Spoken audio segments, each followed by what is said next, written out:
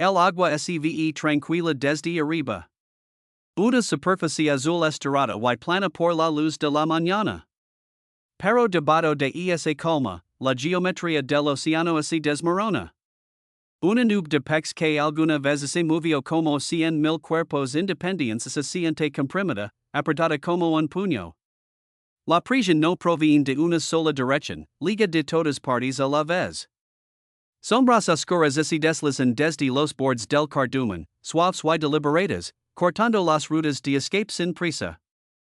Los pex reaccionan de la única manera que pueden, se agripan más. La distancia, que antes significaba seguridad, se convierte en enemiga. Este es el inicio de una cacería de delfines. Y al principio, no parece violencia. Se asemilla a una coreografía. Los pex forman lo que los biólogos llaman un cardumen. Pero el término apenas insinúa lo que está sucediendo. Un cardumen no es solo un conjunto. Es una geometría forzada, una compresión viva creada por depredadores que comprenden el movimiento grupal mejor que la presa misma. Los delfines no persiguen a pex individuals en aguas abiertas a menos que no tengan alternativa. Eso sería ineficiente, metabólicamente costoso y impredecible. En vez de eso, transforman el entorno reconfigurando a la presa. Convierte el agua abierta en una arena decreciente donde cada dirección vuelve hacia el peligro. Los delfines comienzan con un movimiento amplio. Al principio, son sombras en el perímetro, moviéndose en paralelo a los pex en lugar de hacia ellos. Esto es importante. Un enfoque directo dispersaría el cardumen, forzando cientos de pequeñas persecuciones. El movimiento paralelo ejerce presión sin causar pánico. A medida que los pex sienten la aproximación, su instinto es mantener la cohesión, ya que la soledad es fatal en aguas abiertas. Los delfines explotan ese instinto. No rompen el cardumen, lo preservan, lo comprimen y lo envuelven lentamente. A medida que el círculo se estrecha, emergen roles dentro del grupo. Estos roles no son asignaciones rígidas entregadas de antemano, sino posiciones flexibles que cambian con el flujo de la cacería. Algunos delfines actúan como impulsores, quedándose detrás del cardumen y aplicando presión hacia adelante. Su tarea no es atacar, sino empujar, manteniendo a los pex en movimiento hacia el centro de la esfera en formación. Otros asumen el papel de bloqueadores, flanqueando los lados y lanzándolos por delante del cardumen para evitar que se abran rutas de escape. Cuando una ola de pex intenta romper hacia afuera, un bloqueador cruza el camino, redirigiendo la embestida hacia adentro, como un pastor que guía a un rebaño en pánico. Más cerca del centro están los atacantes. Estos delfines no se lanzan de inmediato. Esperan. Su papel es la precisión, no la contención. Una vez que el cardumen se aprieta lo suficiente como para que los pex individuals ya no puedan maniobrar libremente, los atacantes emergen a través de la masa, mordiendo rápidamente y capturando múltiples pex en cuestión de segundos. No se quedan. Un ataque es rápido, controlado y breve. Luego, el delfín se retira, permitiendo que la estructura del cardumen se reforme en lugar de explotar hacia afuera. La cacería continúa en ciclos, compresión seguida de alimentación específica una y otra vez hasta que el cardumen está agotado. Lo que hace que este sistema sea tan efectivo no es solo la fuerza o la velocidad, sino la coordinación en condiciones donde la visión es poco confiable. Gran parte de esta cacería ocurre en aguas costeras turbias, donde los sedimentos suspendidos limitan la visibilidad a unos pocos cuerpos de longitud. Aquí, la vista pasa a un segundo plano. El sonido toma el control. Los delfines navegan y se coordinan a través de la ecolocalización, produciendo clics rápidos que rebotan en los cuerpos de los pex y regresan como imágenes acústicas detalladas. Estos clics no son solo para la percepción individual. Forman una red de información compartida. Cada delfín lee la densidad, el movimiento y la forma del cardumen a través del sonido, ajustando su posición sin necesidad de confirmación visual constante de los demás. De este modo, el grupo construye un mapa tridimensional de la presa en tiempo real, actualizando los cientos de veces por segundo. Esta ventaja sensorial permite a los delfines cazar como un sistema distribuido en lugar de como individuos aislados. Un impulsor no necesita ver a un atacante para saber cuando reducir la presión. Un bloqueador siente cuando se está formando un hueco mucho antes de que los peces puedan aprovecharlo. El cardumen se convierte en un objeto que el grupo manipula colectivamente, como un escultor que trabaja con arcilla humida, respondiendo instantáneamente a los cambios en la resistencia y el flujo. Desde dentro del cardumen, la experiencia es radicalmente diferente. Los peces brillan en plata mientras giran y se mueven sus cuerpos reflejando la luz en pulsos caóticos. Cada uno responde a los movimientos micro de sus vecinos, pero la densidad se vuelve abrumadora. Las colisiones aumentan. Los niveles de oxígeno disminuyen ligeramente mientras miles de branquias compiten en un espacio confinado. La misma estrategia de defensa que protege a los peces de depredadores solitarios ahora acelera su vulnerabilidad. No hay espacio para acelerar. No hay lugar para girar bruscamente. Escapar se vuelve matemáticamente improbable. Por esta razón, la agrupación es más eficaz que la persecución. Un solo pez que haya toda velocidad obliga a un depredador a entrar en una persecución de alta energía con un resultado incierto. Un cardumen ofrece lo opuesto, movimiento predecible, opciones de escape reducidas y la capacidad de capturar múltiples presas con un esfuerzo mínimo. Para un delfín, cuyo cerebro consume una gran porción de su presupuesto energético diario, la eficiencia no es opcional. Es supervivencia. Los observadores a menudo confunden este comportamiento con juego. Los delfines arquean a través del cardumen, se dan la vuelta y estalan hacia arriba entre los peces en lo que parece un movimiento exuberante. Hay salpicaduras. Hay giros rápidos. Para un ojo humano, se asemilla a un juego. Pero esta interpretación se desmorona bajo un examen más cercano. Cada movimiento tiene una función. Roder expone la boca a una sección transversal más densa de presas. Estalar hacia arriba obliga a los peces a descender, apretando la esfera. Incluso las pausas aparentes son estratégicas, permitiendo que el cardumen se reforme en lugar de dispersarse.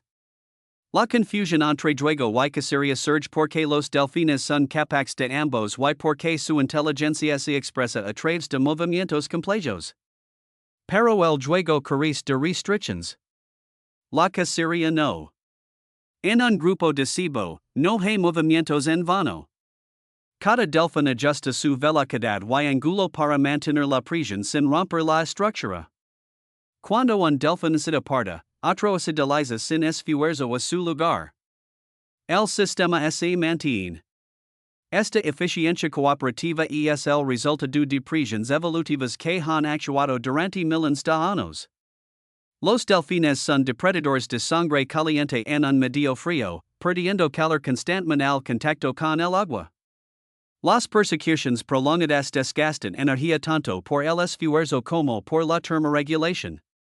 Al comprimir a la presa y acortar los intervalos de alimentación, los delfines minimizan el tiempo que pasan a su máxima capacidad. La caza se convierte en una serie de acciones breves y gratificantes, en lugar de una persecución prolongada. También hay una dimensión social en esta estrategia. Los delfines jóvenes aprenden participando en los boards de las cacerías, observando cómo se posicionan los adultos, cómo se aplica la presión y cuando se realizan los ataques. El grupo de cebo se convierte en un ala en movimiento donde el éxito depende de leer al grupo tanto como de leer a la presa. Los errores son visibles.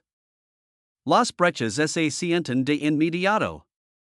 Con el tiempo, los individuos refinan su sincronización y conciencia espacial, contribuyendo de manera más efectiva al colectivo.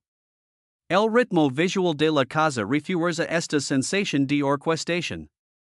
Desde arriba, el grupo de cibo se compacta en una esfera casi perfecta, girando lentamente mientras los delfines dan vueltas a su alrededor. Dentro, destellos de pex pulsan como estática, atrapados en una esfera. Luego, sin previo aviso, un delfín atraviesa el centro y la esfera se sacude, pero se mantiene unida. Los pex vuelven a formar filas, atraídos hacia adentro por el mismo instinto que los había condenado momentos antes. A medida que avanza la caza, los pex se debilitan. Los tiempos de reacción disminuyen. La esfera pierde sus bordes afilados, volviéndose irregular, desbalancida. Los delfines perciben este cambio de inmediato. La frecuencia de los ataques aumenta. Los impulsores presionan más. Los bloqueadores cierran las brechas con mayor agresividad. La estructura se desmorona, no en una explosión, sino en un desenredo gradual mientras los últimos peces son capturados en rápida sucesión. Cuando todo termina, el agua se calma. Los delfines se dispersan, sus movimientos se relajan, y no atados a la estricta geometría de la caza. Solo unas pocas escamas flotan a la luz. La última juela física de un sistema altamente optimizado haciendo exactamente lo que evolucionó para hacer. Lo que queda es la realización de que nunca fue un chas disfrazado de juego. Fue precisión disfrazada de movimiento fluido. Una inteligencia colectiva moldeando el comportamiento de otra especie usando el sonido, el movimiento y el instinto como herramientas. En el océano abierto, donde nada permanece quieto y la energía siempre se escapa, los delfines han aprendido no a superar a su presa en velocidad, sino a superarla en astucia. La superficie del mar no revela nada al principio. Una larga y lenta ola pasa bajo una lámina de luz gris, rota solo por plumas de aliento que se elevan y desaparecen antes de que el ojo pueda fijarse en ellas.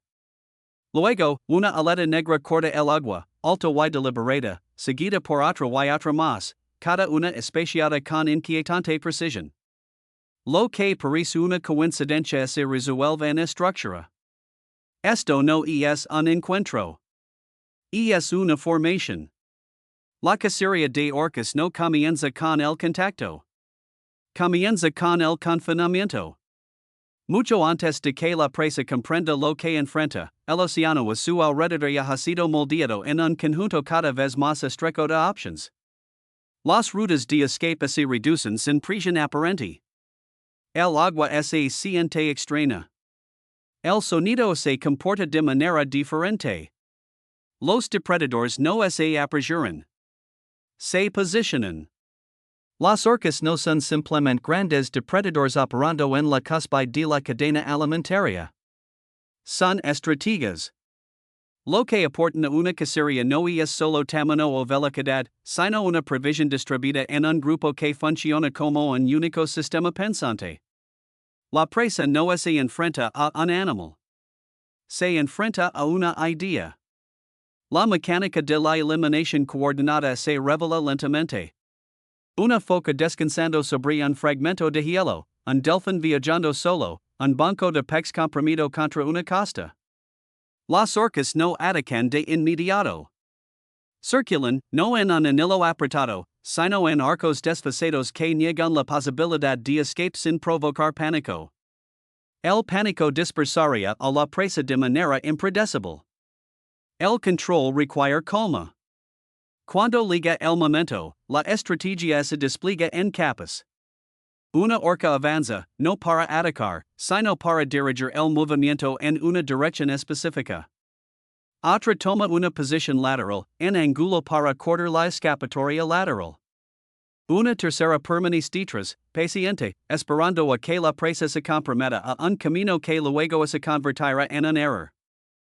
Cada individuo conoce su papel, no porque la haya sido asignado en el momento, sino porque el patrón se aprende, se refuerza y se transmite culturalmente a lo largo de generaciones.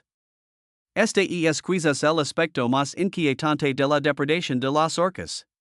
Diferentes grupos cazan de manera diferente, no solo como resultado del entorno, sino porque herdan técnicas de la misma manera en que los humanos herdan el lenguaje. Algunas poblaciones se especializan en packs, desarrollando tácticas de persecución rápida y a alta velocidad que rivalizan con la eficiencia del ATN. Otras se enfocan en mamíferos marinos, confiando en la resistencia, la manipulación del terreno y la presión psicológica. Estas estrategias no son intercambiables. Un grupo de orcas que se alimenta de packs no puede simplemente cambiar a cazar focas eficazmente sin años de aprendizaje. La cultura, y no solo el instinto, determina el éxito. No hay mejor ejemplo de esto que el comportamiento de wave washing. Cuando las focas o leones marinos se suben a los bloques de hielo, explotan una regla simple: la mayoría de los depredadores no pueden alcanzarlos allí. Las orcas reescriben esa regla. Varios individuos se alinean paralelos al hielo, igualando velocidad y distancia.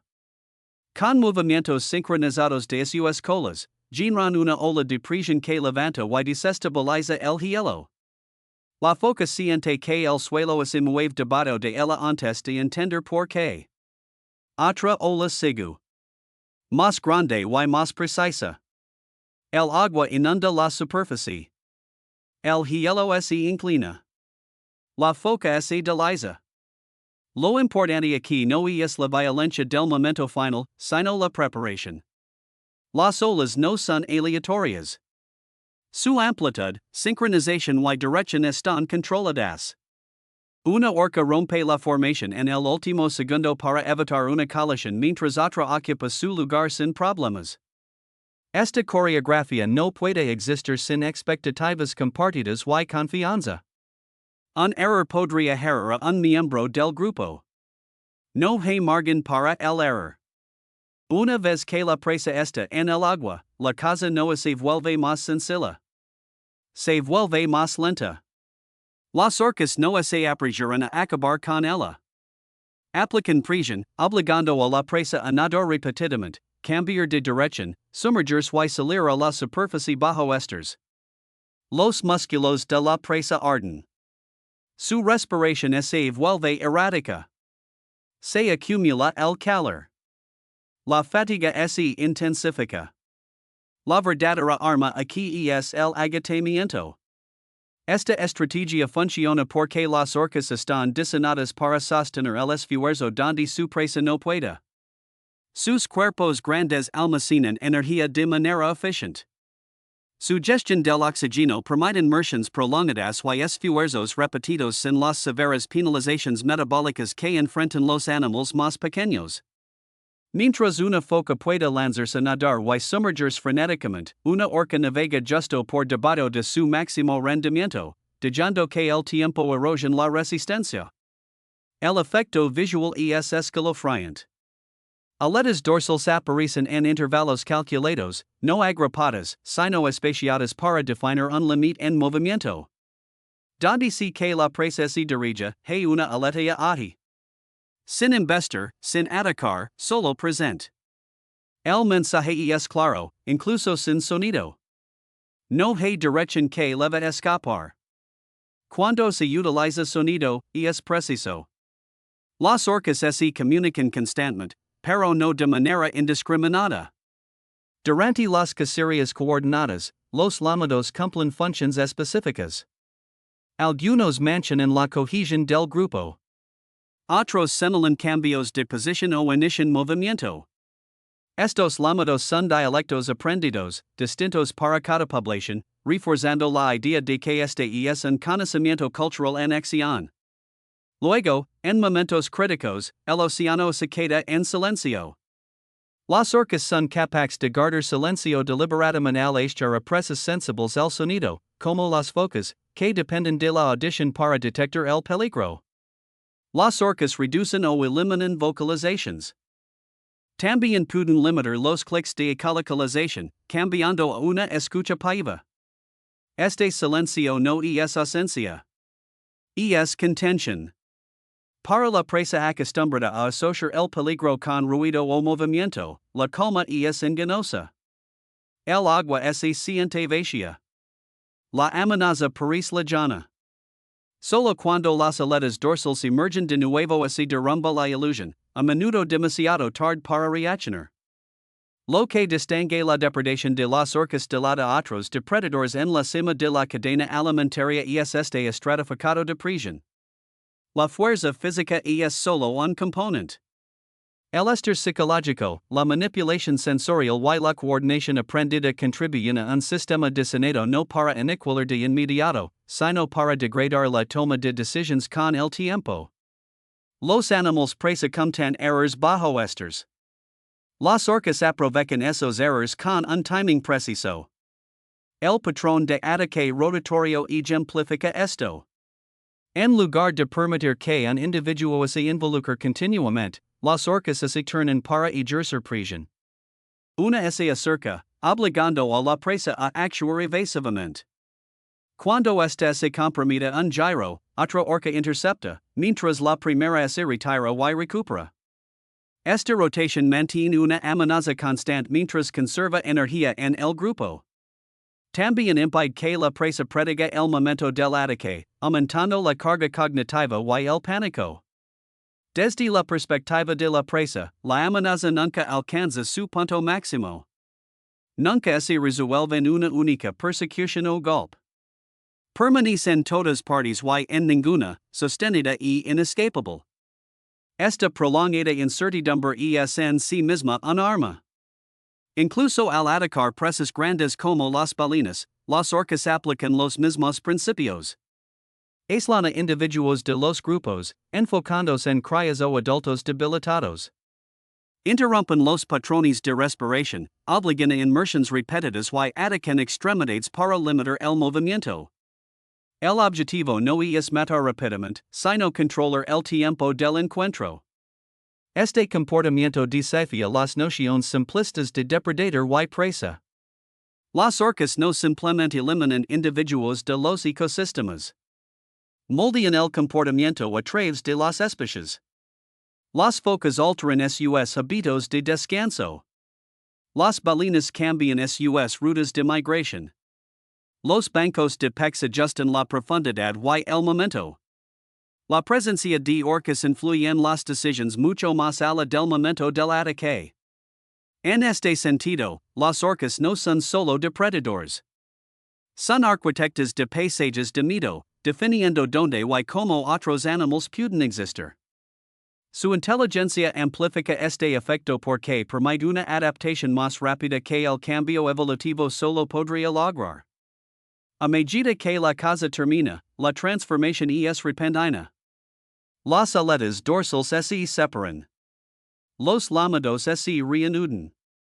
La tensión que definía la columna de agua se disuelve. Para un observador que liga tarde, sería imposible reconstruir lo que sucedió momentos antes. El océano oculta sus historias. Lo que queda es la comprensión de que enfrentarse a una orca no se trata de superar o maniobrar a un solo animal. Se trata de sobrevivir a un plan coordinado ejecutado por una cultura de depredadores que han aprendido, refinado y enseñado sus estrategias a lo largo de generaciones. En alta mar, no hay nada más peligroso que una inteligencia que caza en conjunto. El mar parece vacío hasta que de repente deja de serlo.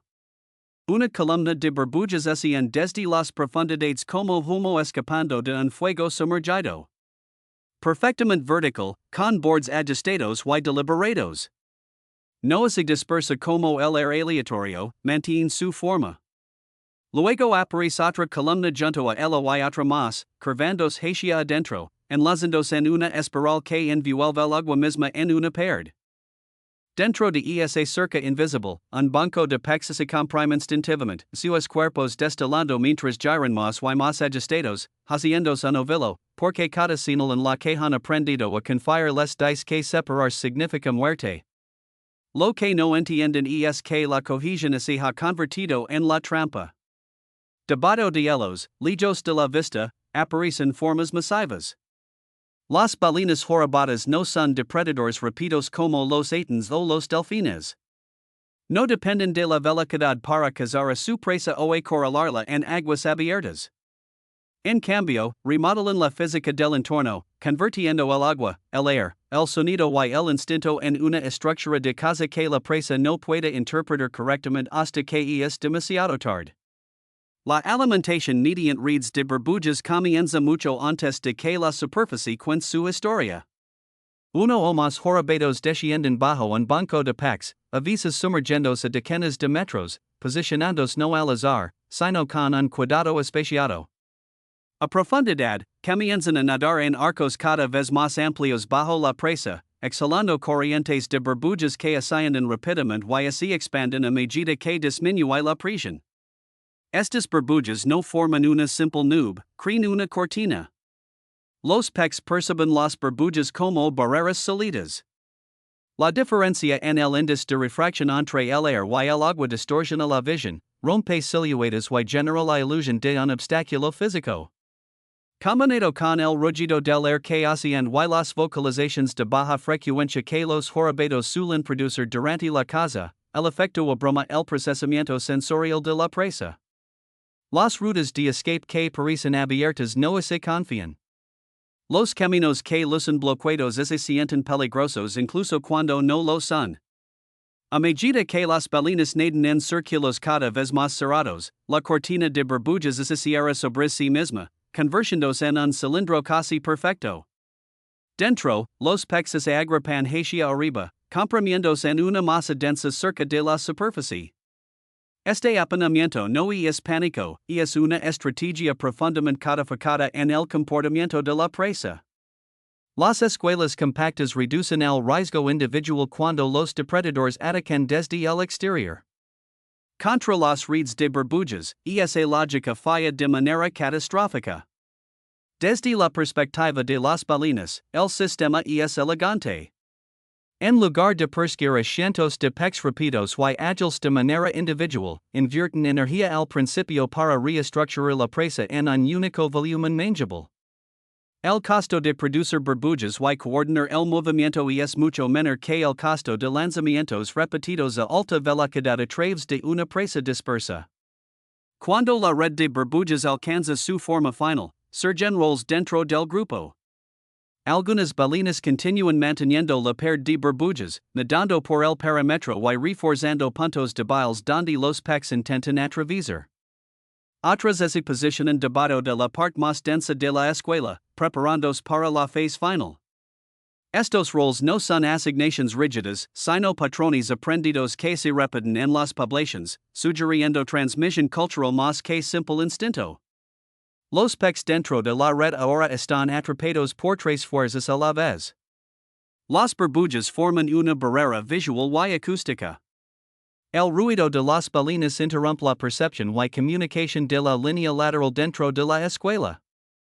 El apanamiento restringe el movimiento, reduciendo la aceleración y la capacidad de giro. Cada mecanismo de defensa del que dependen los peces interfiere con los demás. Cuanto más apretados están, peores se vuelven sus options. Entonces, las balinas se lanzan.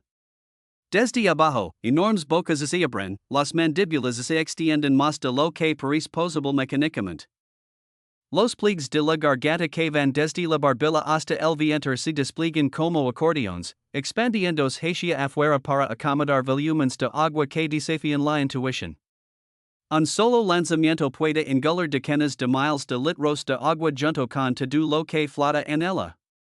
Peces, agua y burbujas desaparecen en el interior cavernoso de la balena en una fracción de segundo. Este método de alimentación depende de una especialización biomecánica extrema. El cráneo del jorobado, las articulaciones de la mandíbula y los tejidos de la garganta están diseñados para tolerar una expansión rápida masiva sin fallar estructuralmente. El tejido conectivo elástico absorbe el estrés. Los músculos controlan la velocidad de expansión para prevenir lesiones.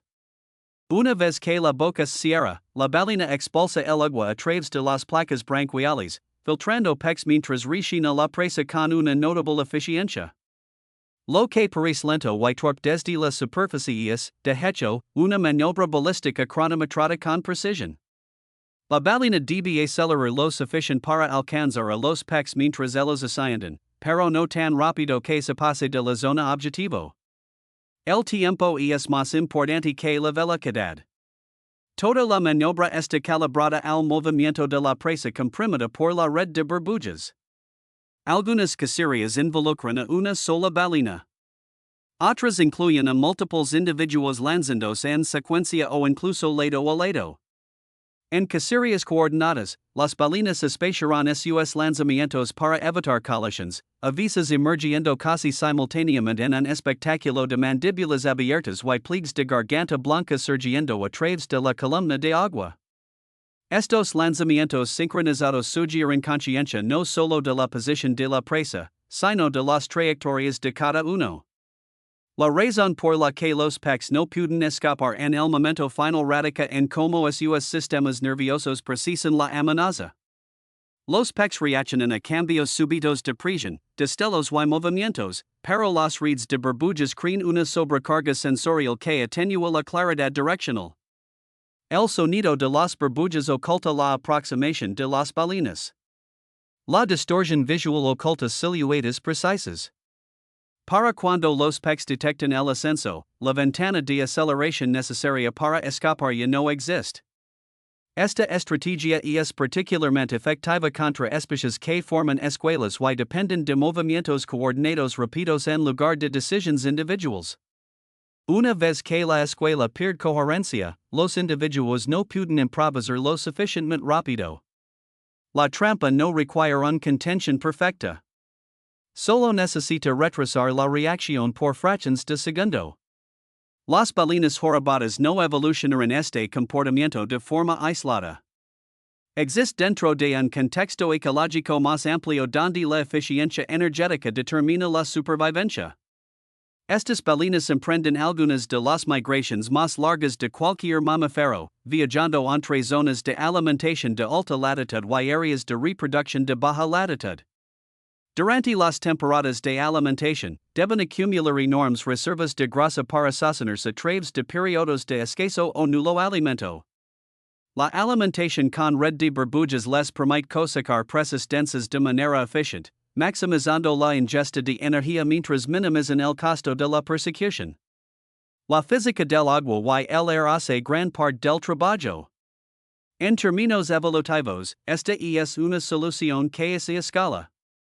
Las ballenas más grandes se benefician más al engular volúmenes más grandes, reforzando la selección por tamaño, coordinación y comportamiento aprendido. Hay evidencia de que las técnicas de red de burbujas varían entre poblaciones. Algunas utilizan redes circulares simples. Otras emplean patrones en espiral. Algunas combinan la liberación de burbujas con láminas de alimentación fuertes que empujan a los peces hacia arriba de manera más agresiva. Estas diferencias persisten a lo largo de las generaciones, reforzando la idea de que las ballenas jorobadas transmiten el conocimiento de la caza de manera social en lugar de redescubrirlo individualmente cada vez. El impacto visual de una cacería exitosa es inolvidable. Un cilindro brillante de burbujas asciende la superficie, mientras los peces luchan frenéticamente en su interior. Luego, el agua se eleva bruscamente cuando una ballena emerge del centro, con la boca abierta y los pliegues de su garganta desplegados, engulendo a su presa en un solo movimiento imparable. Segundos después, la superficie se calma, las burbujas colapsan y la trampa se disuelve como si nunca hubiera existido. Para la presa, el evento es incomprensible. No hay un depredador del culture en el sentido tradicional, ningún atacante único a seguir. En cambio, el entorno mismo se vuelve hostil, convirtiendo las señales familiares en trampas. Lo que parece seguridad se transforma en confinamiento. Lo que se siente como cohesión se convierte en captura. Las ballenas jorobadas ocupan una posición rara entre los depredadores. No dominan solo a través de la velocidad o la sigilosidad, sino median la manipulación del entorno y la inteligencia colectiva. Sus cacerías revelan como animales grandes y lentos pueden prosperar en un mundo donde las presas son pequeñas, rápidas y numerosas. Al convertir la física en un arma, eluden las limitaciones del tamaño. Después de un evento de alimentación, el océano retoma su neutralidad. Los peces que escaparon se reagrupan a la distancia. Las aves sobrevuelan, aprovechando los restos cerca de la superficie. Las balinas descienden nuevamente, y reposicionándose para la próxima oportunidad.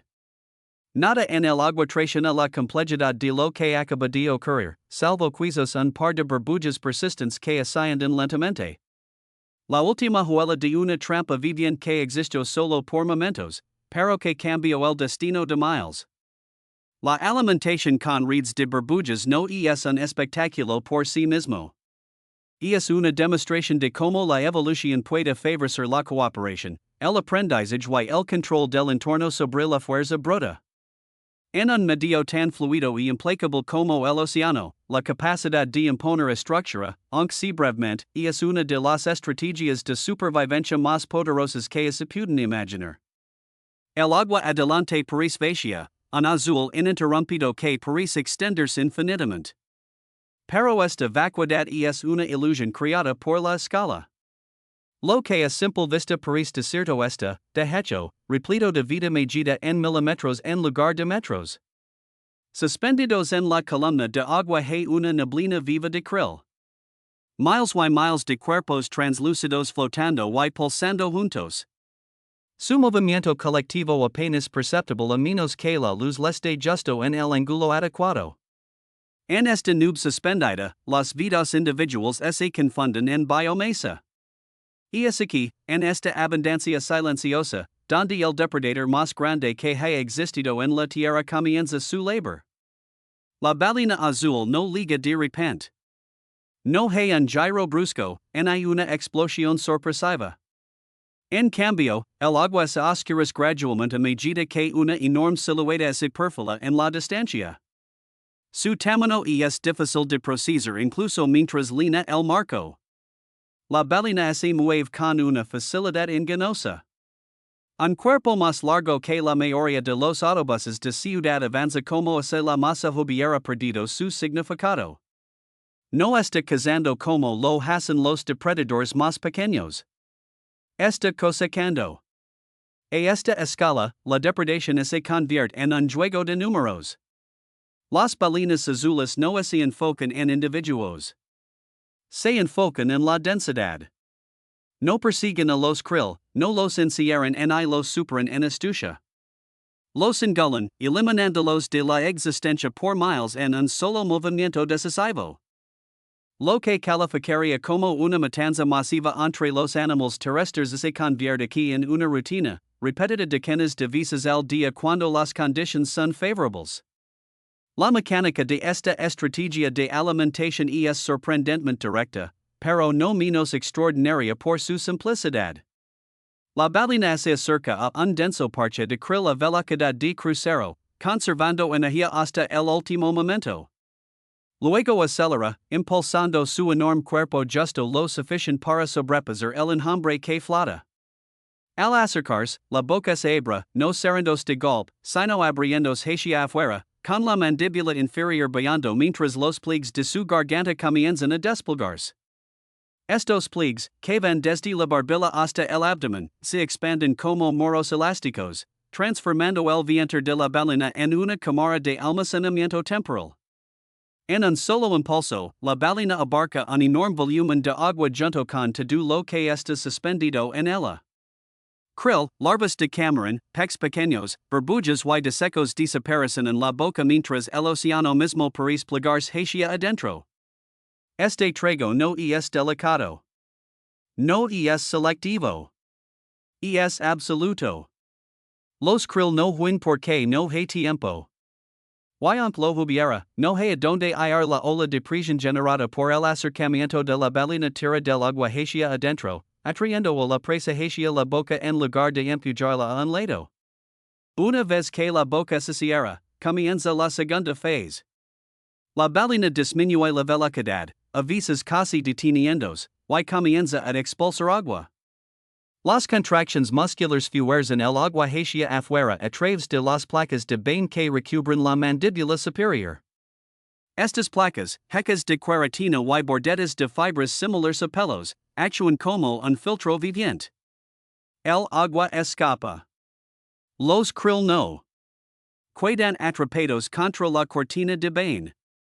Se tragan en masa, pasando a un sistema digestivo diseñado para procesar cantidades asombrosas de presas pequeñas.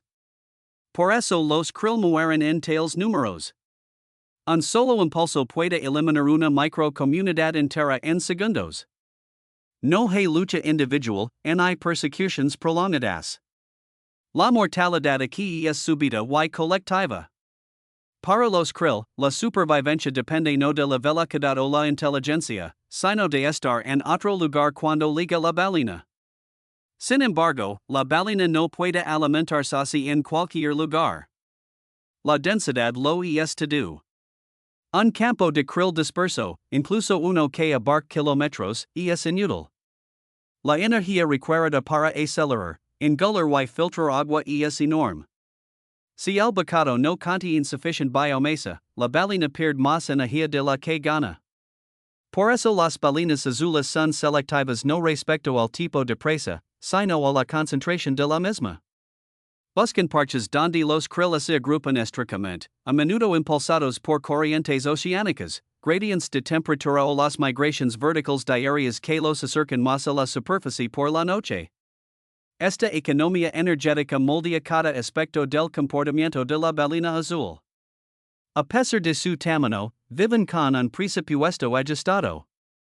Sus enormes cuerpos requieren una ingesta calórica inmensa, y su ventana de alimentación es limitada.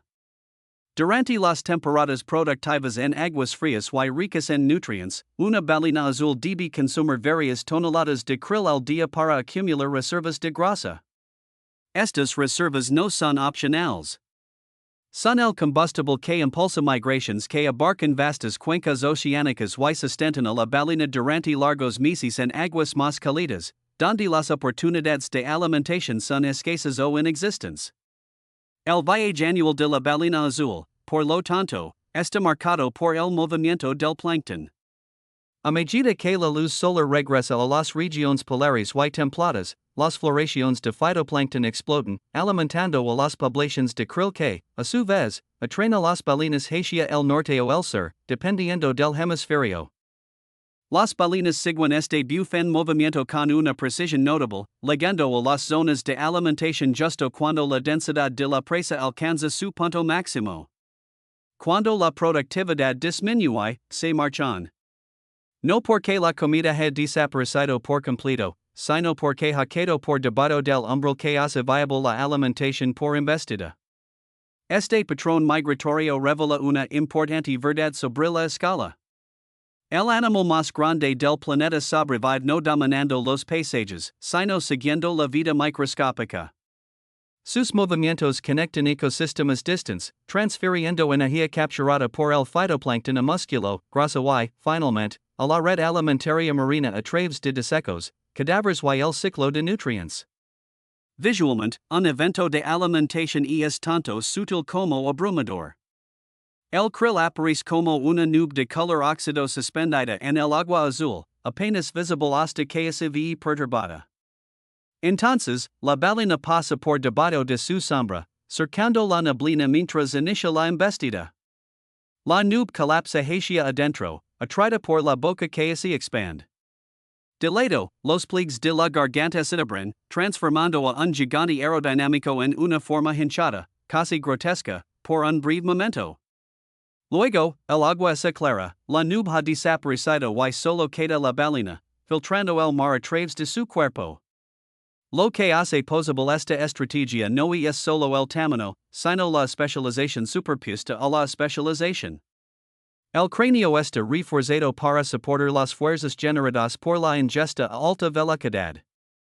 Las articulaciones de la mandíbula permiten una rotación extrema sin dislocarse. La lengua, masiva y muscular, ayuda a controlar el flujo de agua durante la filtración.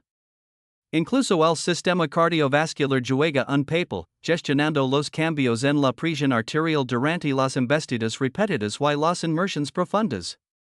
A pesar de su inmenso poder, las ballenas azules están limitadas por la física. No pueden alimentarse continuamente. Cada embestida requiere tiempo de recuperación. Los músculos deben eliminar productos de deseco. Los niveles de oxígeno deben estabilizarse. La balina alterna entre explosiones de esfuerzo intenso y periodos de descanso deslizante, optimizando la ingesta a lo largo de horas en lugar de minutos.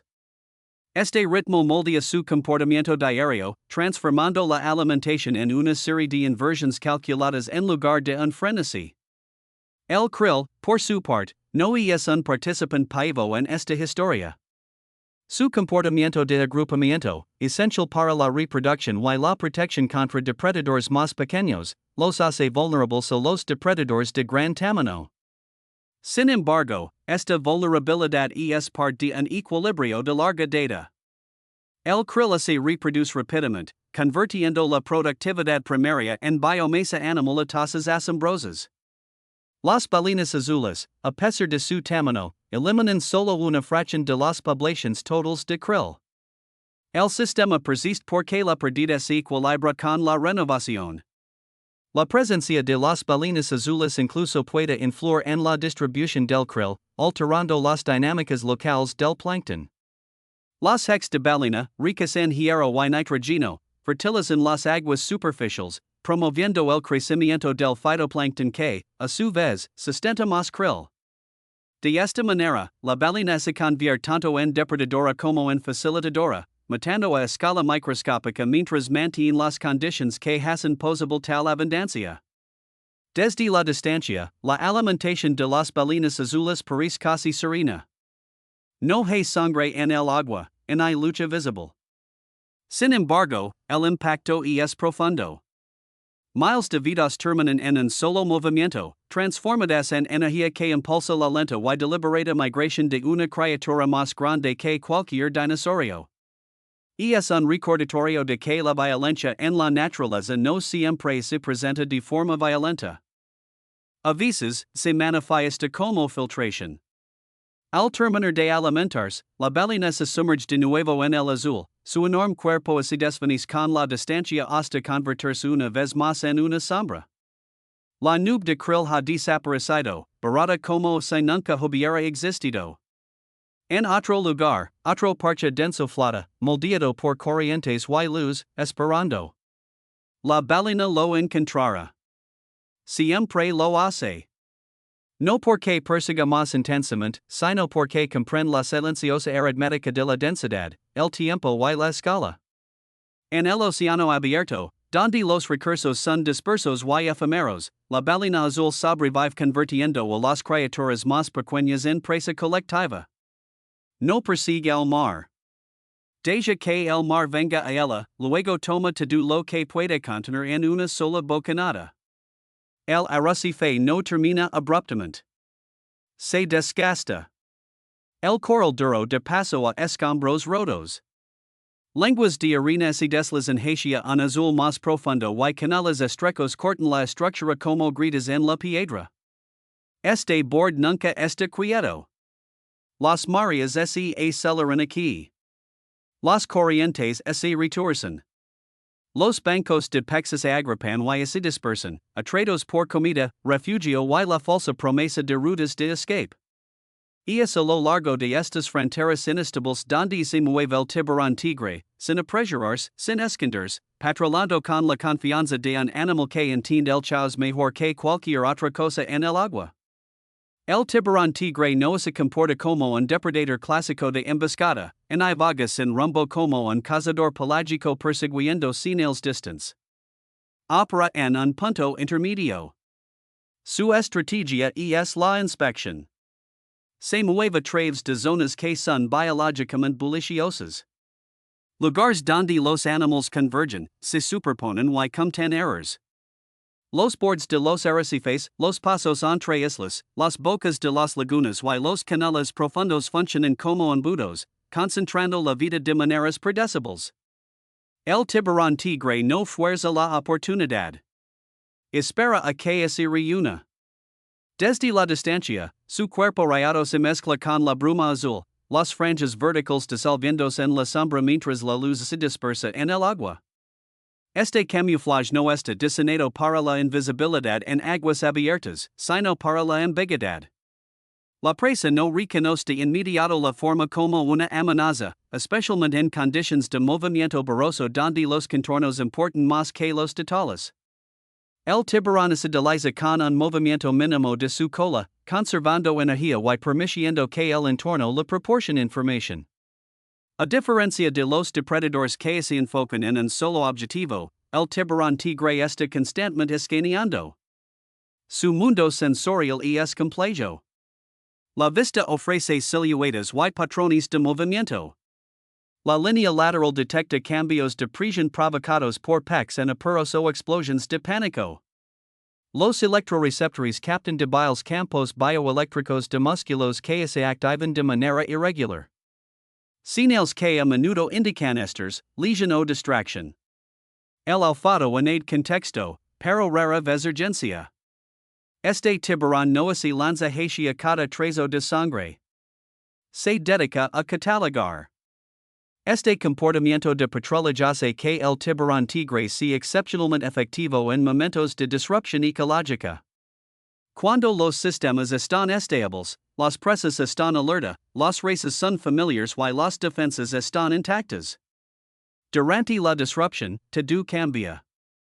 Los eventos de reproducción inundan los arrecifes con peces destrados, liberando huevos y espermatozoides en la columna de agua. Las migraciones estacionales empujan a los animales exhaustos a través de paseos estrecos. Las tormentas reducen la visibilidad y dispersan los bancos de peces. La caída de la noche colapsa la certeza visual. Estos son los momentos en los que el tiburón tigre prospera. Los bordes de los arrecifes y los canales amplifican esta ventaja. Los peces que se mueven entre zonas de alimentación y refugio deben pasar por espacios confinados donde las corrientes se aceleran y la visibilidad disminuye. Cuanto más rápido se mueve el agua, más difícil se vuelve para la presa coordinarse. Los bancos se estiran y se comprimen. Los individuos pierden la formación. El tiburón tigre se posiciona corriente abajo o por debajo, dejando que la corriente lo acerca la presa sin revelar su presencia con movimientos repentinos. Los eventos masivos de reproducción crean condiciones particularmente fértiles. En estos momentos, poblaciones enteras de peces liberan material reproductivo simultáneamente, teniendo el agua de un color lacoso con gamitos y señales químicas. Los depredadores acuden en masa para provocar la abundancia. Pero el tiburón tigre no se concentra en los peces en reproducción. Observa los bordes del chaos. Los depredadores más pequeños se vuelven imprudentes. La presa se obsesiona con la reproducción en lugar de mantener la vigilancia. Las lesiones aumentan. La agotamiento se acumula. El tiburón tigre interviene tarde, cuando ya se han cometido errores. Este oportunismo se extiende a través de diferentes tipos de presa. Peces de arrecife, tortugas, aves marinas, reyes y incluso mamíferos marinos debilitados pueden caer dentro de su rango. El tiburón no se especializa en exceso porque no lo necesita. Su estrategia alimentaria se basa en la disponibilidad más que en la preferencia. Esta flexibilidad a menudo se malinterpreta como alimentación indiscriminada. En realidad, es una inteligencia adaptativa moldeada por entornos donde la previsibilidad es rara. La noche profundiza esta ventaja. A medida que la luz se desvanece, las jerarquías visuales colapsan. Las especies de presa que dependen de la vista pierden claridad. La percepción de profundidad se ve afectada. Las sombras se fusionan. El conjunto sensorial del tiburón, menos dependiente de la vista, adquiere un poder relativo. Su patrón de rayos, ya efectivo en la luz fragmentada, se vuelve casi invisible. El movimiento se ralentiza aún más. La patrulla se ajusta.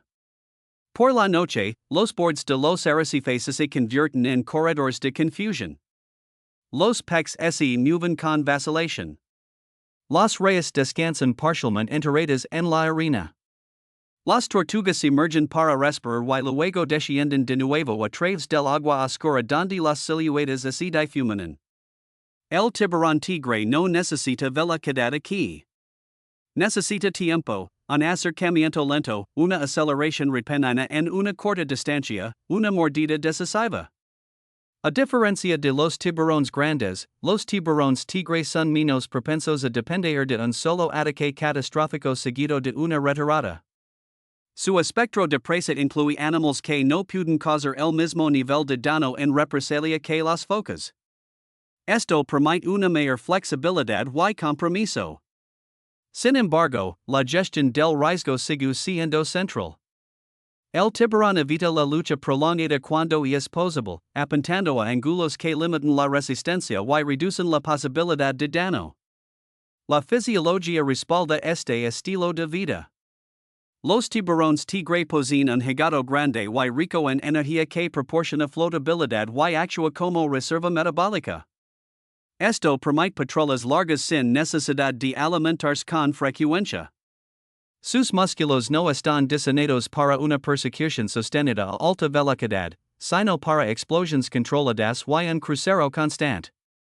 No desperdician energía persiguiendo lo imposible. De en que la oportunidad madure. La regulación térmica desempeña un papel más silencioso aquí.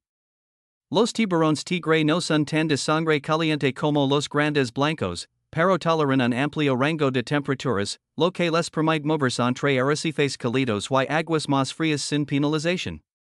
Esta flexibilidad térmica expande la zona de patrullaje vertical y horizontalmente, aumentando las tasas de encuentro con presas estresadas o en transición. La característica definitoria del tiburón tigre es su tolerancia al desorden. Donde otros depredadores dependen de líneas de vista limpias, movimientos predecibles o cacerías estructuradas, este tiburón florece cuando los patrones se rompen. El escurrimiento de tormentas enturbia el agua. La actividad humana altera el comportamiento de los peces. Los ciclos lunares desencadenan movimientos masivos. Cada disrupción introduce errors, y el tiburón tigre es experto en leer esos errors. Este papel le confiere una función ecológica distintiva. Elimina a los heridos, a los distraídos y a los que actúan fuera de tiempo. Capitaliza los cuellos de botella biológicos en lugar de crearlos. Al hacerlo, influyen como las especies de presa utilizan el espacio y el tiempo, reforzando la precaución alrededor de los bordes de los arrecifes y los canales. Su presencia moldea el movimiento incluso cuando es invisible. Visualmente, los encuentros con tiburones tigre a menudo se sienten inquietantes en lugar de explosivos. Una forma rara aparece brevemente detrás de un banco de peces, luego se desvanece de nuevo en el azul. Un cambio repentino en la forma del banco sugiere un ataque que puede no ser visible desde arriba. Luego, el agua retoma su ritmo, dejando solo un adelgazamiento de cuerpos y un cambio sutil en el comportamiento. Estas sutiliza alimenta la confusión. Los tiburones tigre suelen ser retratados como oportunistas sin mente, consumiendo cualquier cosa que se cruzan en su camino. En realidad, son selectivos respecto a las condiciones, no a los objetos. Se alimentan con mayor éxito cuando los ecosistemas pierden coherencia, cuando múltiples precisos se superponen y abruman las defensas de sus presas. Su amplia dieta no es imprudencia. Es respuesta. En este sentido, el tiburón tigre es menos un cazador de individuos y más un regulador de momentos. Liga cuando los sistemas alcanzan su punto máximo, cuando la energía se concentra, cuando la atención se desvanece. No impone el caos. Espera a que el caos surja y luego se mueva a través de él con una calma ensayada. A medida que la noche se retira y la luz regresa, las patrolas se amplían de nuevo. El tiburón continúa a lo largo del borde del arrecife, escaneando los canales, siguiendo los gradientes de corriente y ola. Puede que no se alimente durante días. No lo necesita.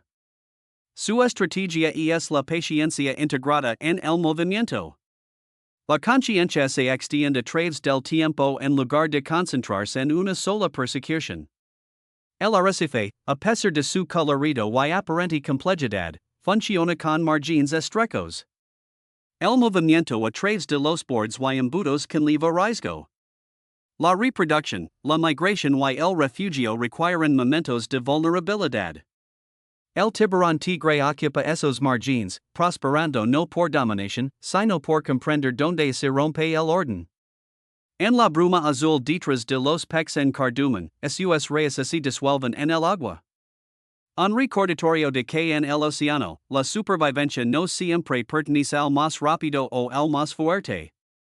A veces, pertenece al depredador que entiende cuando las reglas dejan de ser efectivas y sabe exactamente cómo moverse cuando todo comienza a desmoronarse. La planicie arenosa parece vacía desde la distancia, una pálida extensión que se despliega bajo aguas claras, interrumpida solo por suaves ondulaciones donde las corrientes acarician el fondo. La luz desciende sin obstáculos, convirtiendo el lecho marino en un brillante escenario expuesto. Para muchos animales, esta apertura se siente segura. No hay donde esconderse, pero tampoco hay donde los depredadores pueden ocultarse. Sin embargo, este sentido de seguridad se basa en un malentendido. Lo que importa aquí no es la cobertura, sino la detección. Whining en depredador explota el espacio abierto más eficazmente que un tiburón martillo que se mueve como parte de un grupo. Los tiburones martillo llegan sin espectáculo. Una silueta se convierte en varias cabezas anchas cortando el agua con movimientos lentos y sincronizados. Desde arriba, sus formas parecen casi irreales, como herramientas en lugar de animales. Cada cabeza se extiende lateralmente en un plano que parece desproporcionado respecto al cuerpo que la acompaña. A medida que se dispersan sobre la arena, la geometría de la caza comienza a tomar forma. No es una persecución. Es una barrida. La mayoría de los tiburones cazan solos, confiando en la sorpresa o en la persecución individual. Los tiburones martillo rompen ese patrón. En las condiciones adecuadas, forman bancos, a veces con docenas de individuos, moviéndose juntos sobre las planicies poco profundas y los margines de los arrecifes. Cazar en grupo cambia todo. Las presas que podrían evitar a un solo depredador congelándose, enterrándose o yendo ahora enfrentan un frente coordinado. Las rutas de escape se estracan.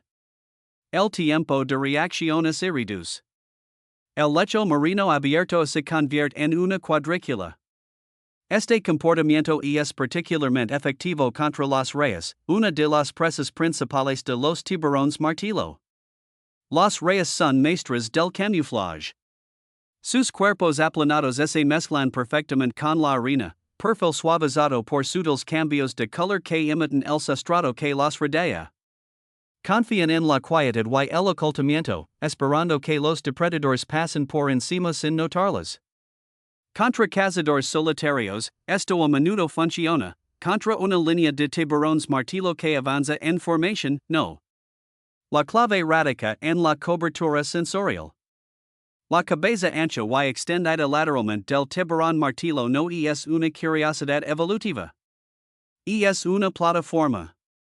A lo largo de su borde delantero hay receptores capaces de detectar los débiles campos eléctricos producidos por las contracciones musculares y las señales nerviosas.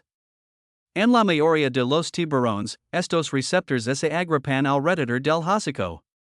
En los tiburones martillo, están distribuidos en un área mucho más amplia, creando una red de detección que funciona como un detector de metales moviéndose sobre la arena. A medida que un grupo de tiburones martillo avanza, cada individuo escanea una franja ligeramente diferente del lecho marino.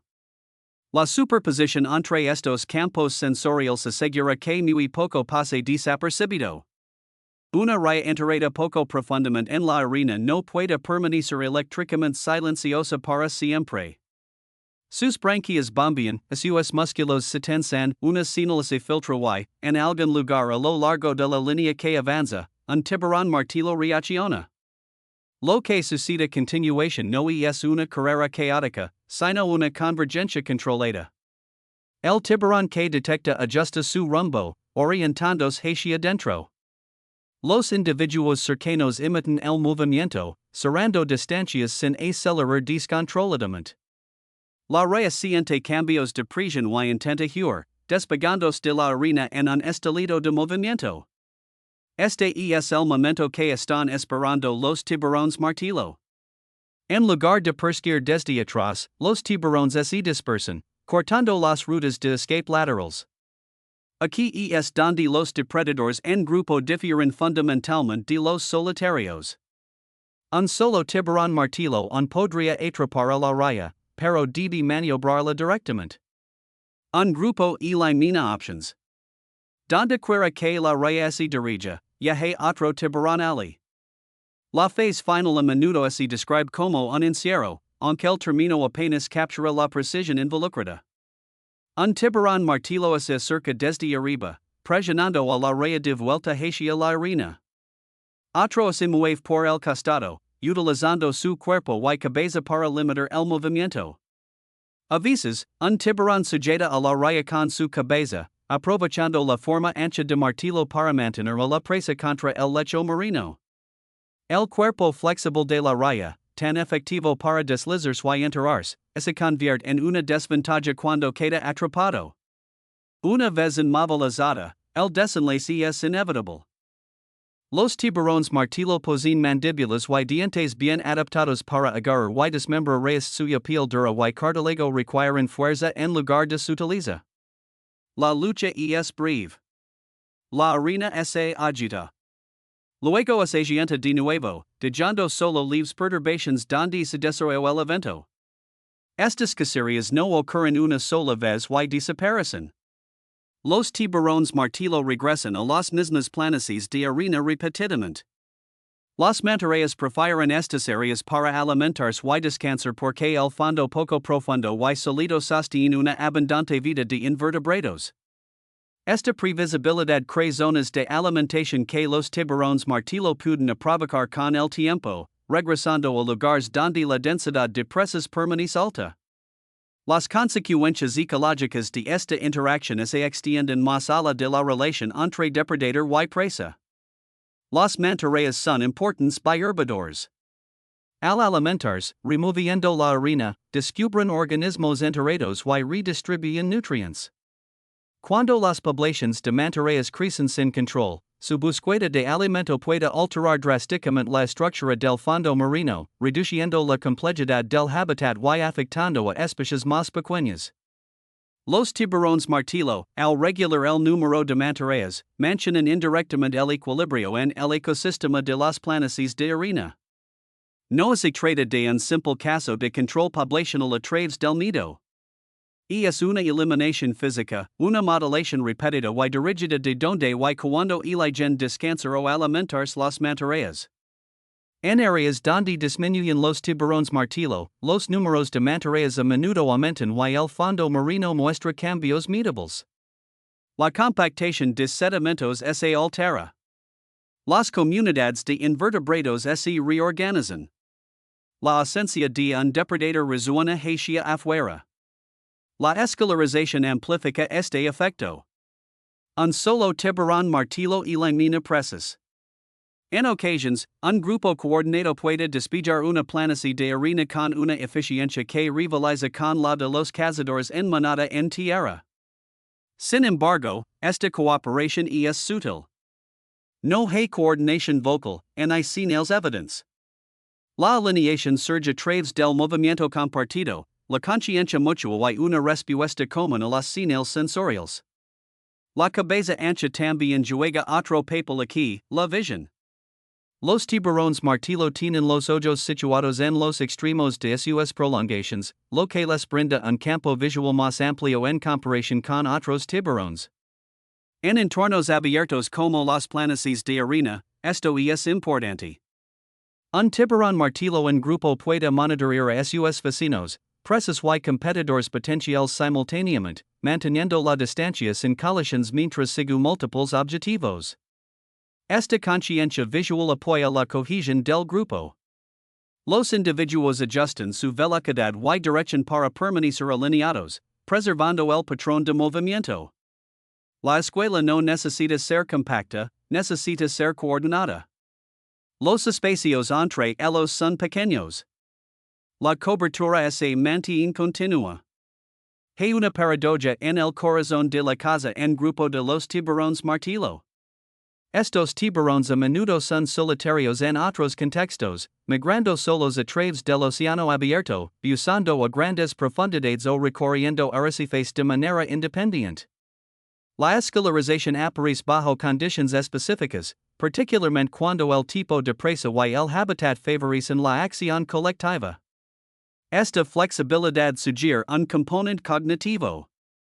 Los tiburones martillo no están encerrados en un solo modo de caza. Cambian de estrategia según el contexto. Los patrones estacionales refuerzan este comportamiento. En ciertas regiones, los tiburones martillos agripan durante momentos específicos del año, coincidiendo con un aumento en la actividad de las mantarrayas o condiciones ambientales que concentran la presa. Estas reuniones pueden tener múltiples propósitos, incluyendo el apareamiento y la navegación. Pero su ventaja en la alimentación es clara. Donde se agripan las mantarrayas, según los tiburones martillo, y donde se reúnen los tiburones martillo, las planicies de arena cambian. Visualmente, la escena es impactante. Arena pálida debajo, agua azul arriba, una fila de tiburones avanzando con firmeza, moviendo ligeramente la cabeza de un lado a otro mientras escanean. Cuando una mantarraya rompe el cubrimiento, la formación se aprieta brevemente, luego se relaja de nuevo mientras el grupo reanuda su patrullaje. Para un observador, la caza podría parecer lenta, casi metódica. Para la mantarraya, es repentina y inescapable. Este estilo de caza desafía el estereotipo de los tiburones como depredadores solitarios y impulsivos. Los tiburones martillo demuestran que la cooperación en el océano no requiere vínculos sociales rígidos o comunicación constante. Puede surgir de incentivos compartidos y mundos sensoriales compatibles. Cuando los individuos se benefician de moverse juntos, la evolución permite que el comportamiento persista. La importancia de esto no puede subestimarse. Los grandes depredadores que cazan cooperativamente ejercen fuerzas moduladoras más fuertes sobre los ecosistemas que aquellos que actúan solos. No solo influyen en quien vive y quien muere, sino en cómo se utiliza el espacio, cuando se mueven los animales y hacia donde fluye la energía. A través de sus cacerías en grupo, los tiburones martillo ayudan a definir el carácter de los ecosistemas de planicies de arena en los océanos tropicales y subtropicales. A medida que la escuela avanza, el fondo marino vuelve a la quietud. Las mantarrayas que escaparon se entierran más profundo o se trasladan a áreas menos expuestas. Los animales más pequeños emergen con cautela, reanudando a sus rutinas. La perturbación se desvanece, pero la memoria persiste en comportamientos alterados y vida redistribuida. Múltiples tiburones martillo se deslizan hacia adelante, sus siluetas encogiendo contra la arena pálida. Sus amplias cabezas continúan barriendo de manera metódica y paciente, leyendo un mundo que la mayoría de los depredadores no pueden percibir completamente. En este entorno abierto, aparentemente simple, revelan una verdad más profunda sobre la depredación. A veces, la mayor ventaja no es la velocidad o la fuerza, sino la cobertura, la coordinación y la capacidad de convertir un espacio vacío en un mapa de oportunidades. La superficie del océano de la impresión de rutina. Un enorme cuerpo emerge de la ola, exhala en una lenta y controlada nube, luego se desplaza casi inmóvil, su oscura espalda subiendo y bajando al ritmo del mar. A un ojo no entrenado, el cachalote parece estar descansando. En realidad, este momento en la superficie no es un fin en un comienzo, sino un punto de control en un proceso industrial que funciona día y noche bajo las olas. Lo que sigue no es una caza en el sentido tradicional, sino una línea de ensamblage que conecta la superficie iluminada por el sol con un mundo de oscuridad permanente mucho más abajo.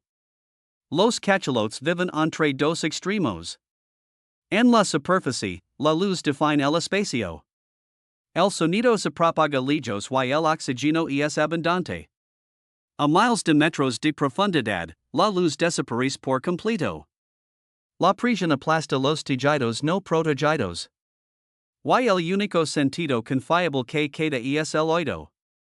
Los cachalotes se mueven entre estos mundos con regularidad mecánica, usando profundo, alimentandos, regresando a respirar y repitiendo el ciclo con poca desviación.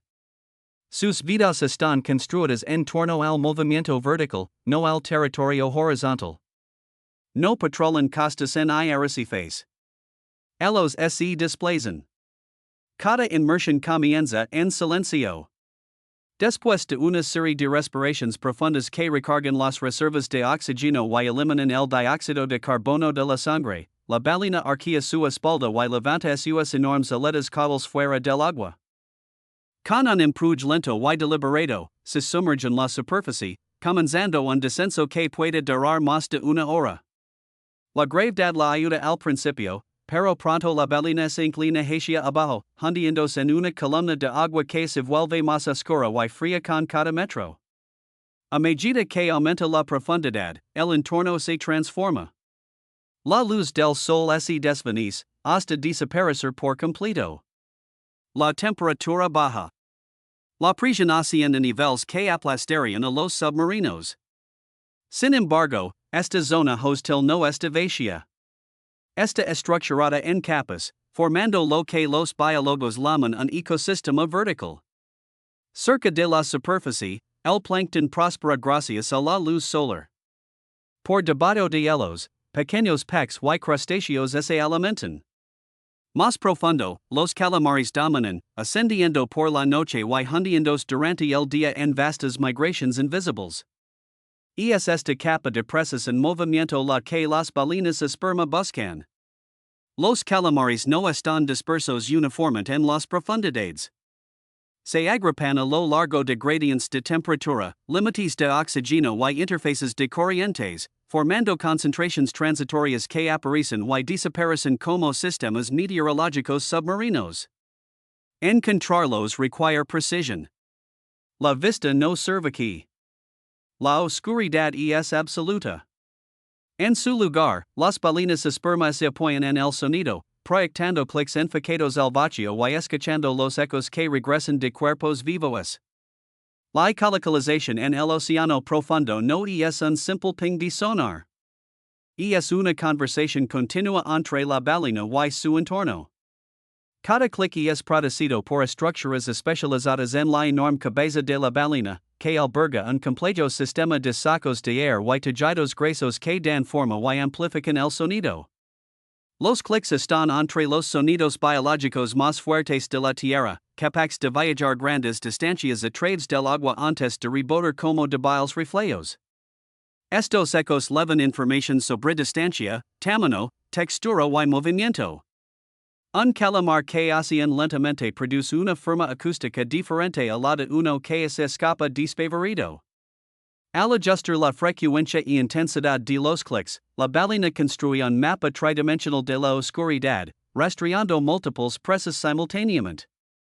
Este mundo sensorial es tan detallado que la ballena puede cazar eficazmente en completa oscuridad, navegando por el terreno y apuntando a animales individuales con asombrosa precisión. A medida que la ballena desciende, la frecuencia de los clics aumenta. La caza ha comenzado. En algún lugar más abajo, un calamar detecta cambios de presión y vibraciones sutiles, reaccionando al retroceder rápidamente, expulsando agua a través de su sifón en un estilo de velocidad. Contra muchos depredadores, esto sería suficiente. Pero contra una ballena esperma, es una señal. La ballena acelera, no de manera explosiva, sino de forma constante, acortando distancia mientras mantiene el contacto acústico. Los calamares no pueden sostener una fuga prolongada a gran profundidad. Su propulsión a chorro es poderosa pero costosa. Cada impulso consume energía y oxígeno preciosos. La ballena, diseñada para la resistencia, sigue patientemente, dejando que el agotamiento haga su trabajo. Cuando se produce el contacto, es repentino. La ballena abre su boca, forrada con grandes dientes cónicos en la mandíbula inferior, y captura al calamar. Los brazos se agitan, las ventosas se adhieren a la piel y los huesos. En algunos encuentros, el calamar lucha con ferocidad, envolviendo sus tentáculos alrededor de la cabeza de la ballena, dejando cicatrices circulares que permanecen visibles durante décadas. Estas cicatrices no son signos de debilidad. Son registros, prueba física de batallas repetidas luchadas y sobrevividas en la oscuridad. Una sola inmersión puede implicar docenas de tales encuentros. La ballena se desplaza de una concentración de presas a otra, consumiendo calamares uno tras otro, rara vez deteniéndose. Cada captura alimenta un cuerpo que debe sostener un tamaño inmenso, un cerebro grande y el costo energético de repetidas inmersiones profundas. El tiempo o profundidad es finito. El oxígeno es limitado. Eventualmente, el equilibrio se desplaza y la ballena comienza su ascenso. La subida a la superficie es tranquila. La flotabilidad aumenta a medida que la presión disminuye, ayudando al movimiento ascendente. La frecuencia cardíaca de la ballena, que se había ralentizado drásticamente durante el descenso para conservar oxígeno, aumenta gradualmente. El flujo sanguíneo regresa a los tejidos que fueron temporalmente privados. Para cuando la ballena rompe la superficie nuevamente, el ciclo está completo. Este patrón se repite continuamente. Sumergirse, alimentarse, salir a la superficie, respirar una y otra vez, día y noche. Individualmente, una ballena esperma es un depredador de aguas profundas. Colectivamente, forman un sistema que extrae energía de uno de los ecosistemas menos accesibles del planeta y la transporta hacia arriba, vinculando el abismo con la superficie. La estructura social hace esto posible a nivel grupal. Las ballenas esperma hembras y sus crías viven en unidades sociales estables, viajando juntas y coordinando su comportamiento. Mientras las hembras adultas se turnan para sumergirse en profundidad para alimentarse, otras permanecen cerca de la superficie con las crías, formando círculos protectores. Esto no es un cuidado casual. Es defensa. Las crías son vulnerables. Carecen de la capacidad de oxígeno y la masa muscular para inmersiones profundas y deben permanecer cerca de la superficie. Aquí están expuestas a depredadores, incluidos los orcas. Cuando se acerca el peligro, las ballenas adultas se agrupan estrechamente alrededor de los jóvenes, presentando una muralla de cuerpos y aletas masivas. Esta formación disuade el ataque, comprando tiempo hasta que regresen las adultas que han estado buscando. Los machos, en contraste, llevan vidas más solitarias, recorriendo vastas distancias y sumergiéndose incluso más profundo que las hembras. Sus cicatrices son a menudo más extensas, prueba de encuentros con especies de calamares más grandes y agresivas en aguas más profundas. Estos machos funcionan como recolectores móviles, extrayendo presas de profundidades que pocos otros animales pueden alcanzar. La línea de ensamblage del océano profundo no opera solo a través del esfuerzo individual, sino a través de esta división de roles. Algunas ballenas se alimentan, otras protegen. El sistema persiste porque distribuye el riesgo y el trabajo entre el grupo, asegurando que los jóvenes sobrevivan el tiempo suficiente para unirse al ciclo. El impacto ecológico de este comportamiento es inmenso. Los calamares son grandes depredadores de peces y invertebrados. Al controlar las poblaciones de calamares, los cachalotes influyen indirectamente en la estructura de los ecosistemas de aguas profundas. Los productos de desecho que liberan en la superficie tras alimentarse en las profundidades reciclan nutrientes hacia arriba, fertilizando el plancton y alimentando la productividad. Al igual que otras grandes ballenas, los cachalotes actúan como bombas de nutrientes verticales, moviendo energía contra la gravedad.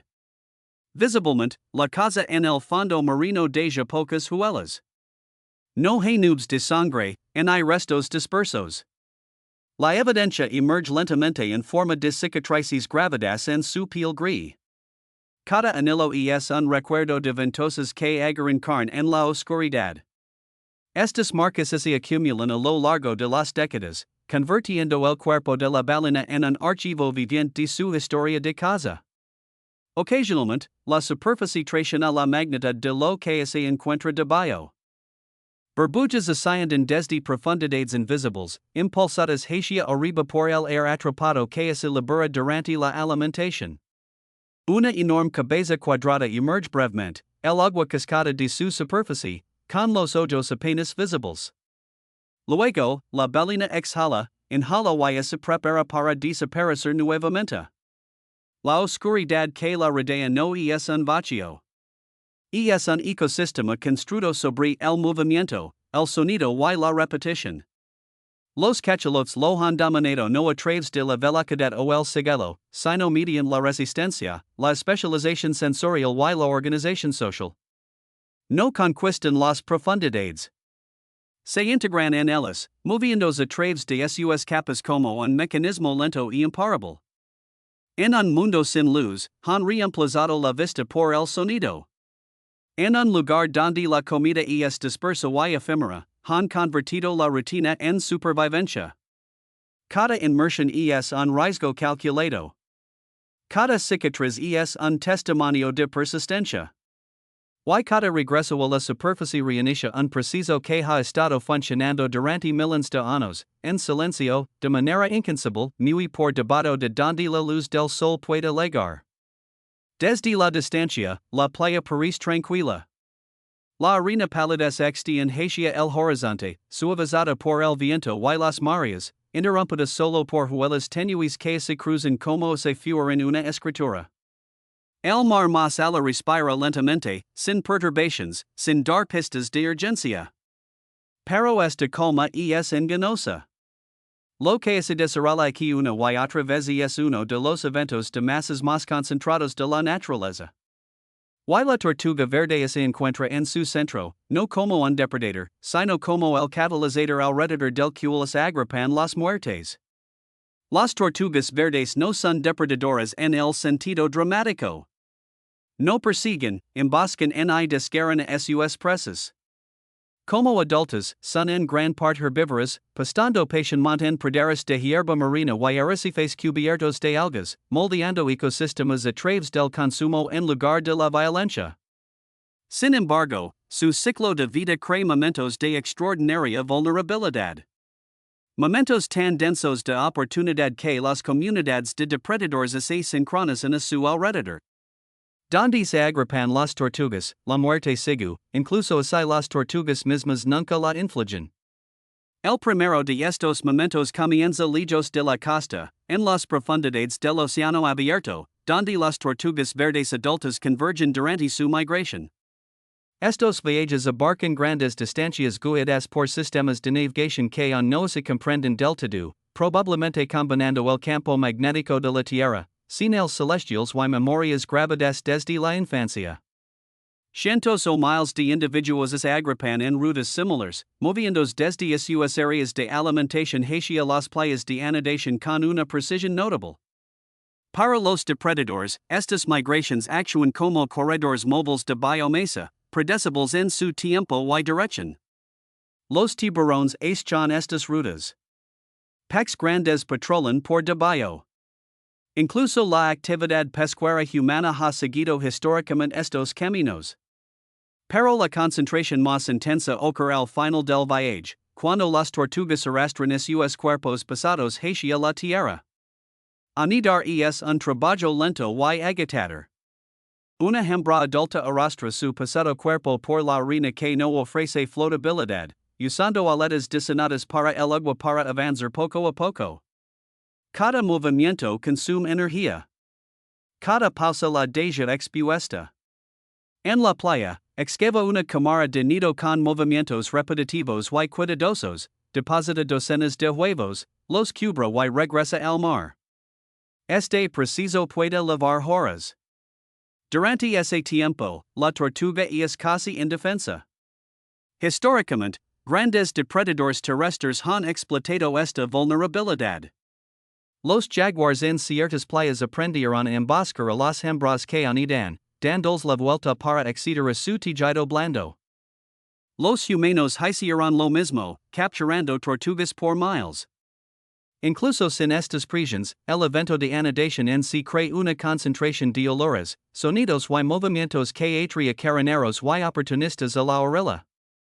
Pero la prueba más dramática liga más tarde, semanas después de la anidación, a menudo bajo el manto de la oscuridad, cuando la arena comienza a moverse. Las crías emergen en explosions, decanas a la vez, luchando hacia la superficie. En el momento en que rompen la superficie, comienza la carrera. Guiadas por la claridad del horizonte abierto, se apresuran hacia el agua. Cuerpos pequeños impulsados por un instinto que es más antiguo que la memoria. Aquí es donde la ilusión de inocencia se desmorona. Todo se alimenta de los bebés. Las aves esperan a lo largo de las dunas, sus siluetas apenas visibles hasta que el movimiento delata a las crías. Los cangrejos asaltan desde sus refugios, atrapando patas y volteando cuerpos. Los mamíferos excavan en los nidos antes incluso de que comience la emergencia. Una vez que las crías alcanzan el oleage, los peces emergen de abajo. Peces más grandes persiguen a los más pequeños. Los calamares atacan desde las sombras. Las aves marinas se lanzan desde arriba. Incluso las olas separan y desorientan a las jóvenes tortugas, dispersándolas en las rutas de alimentación de los depredadores que ya están esperando. Esto no es una depredación aleatoria. Es una explotación sincronizada. Los depredadores cronometran su presencia en estos eventos. Aprenden la temporada. Aprenden la playa. La llegada de las crías representa un pulso repentino y abrumador de alimento, mucho más de lo que cualquier depredador podría consumir solo. La supervivencia aquí no se trata de fuerza o velocidad. Se trata de probabilidad.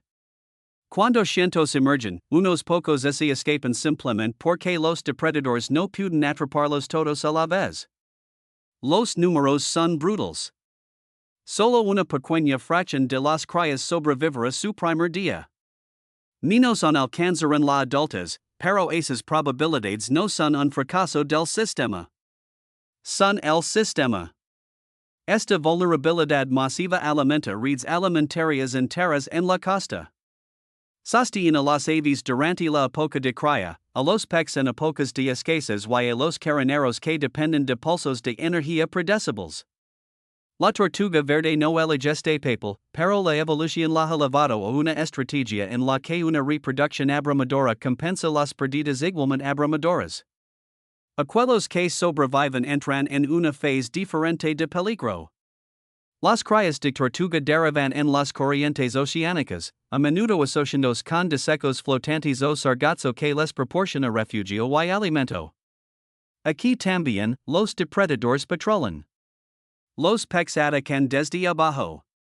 Las aves lo hacen desde arriba. Las tortugas crecen lentamente, de forma incremental, cada aumento en tamaño reduce la cantidad de depredadores capaces de matarlas. Al llegar a la adultez, el equilibrio cambia drásticamente. Una tortuga verde adulta es una presencia formidable. Su caparazón es grueso, abovedado y resistente a la compresión. Su tamaño disuade a muchos depredadores.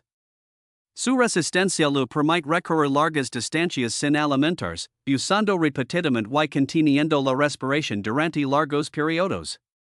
Pocos animales pueden dominar a una tortuga adulta sana. Aun así, los depredadores se adaptan. Los tiburones grandes atacan las aletas, deshabilitando su movimiento en lugar de intentar romper el caparazón. En casos raros, las orcas voltean a las tortugas para acceder a sus partes más blandas.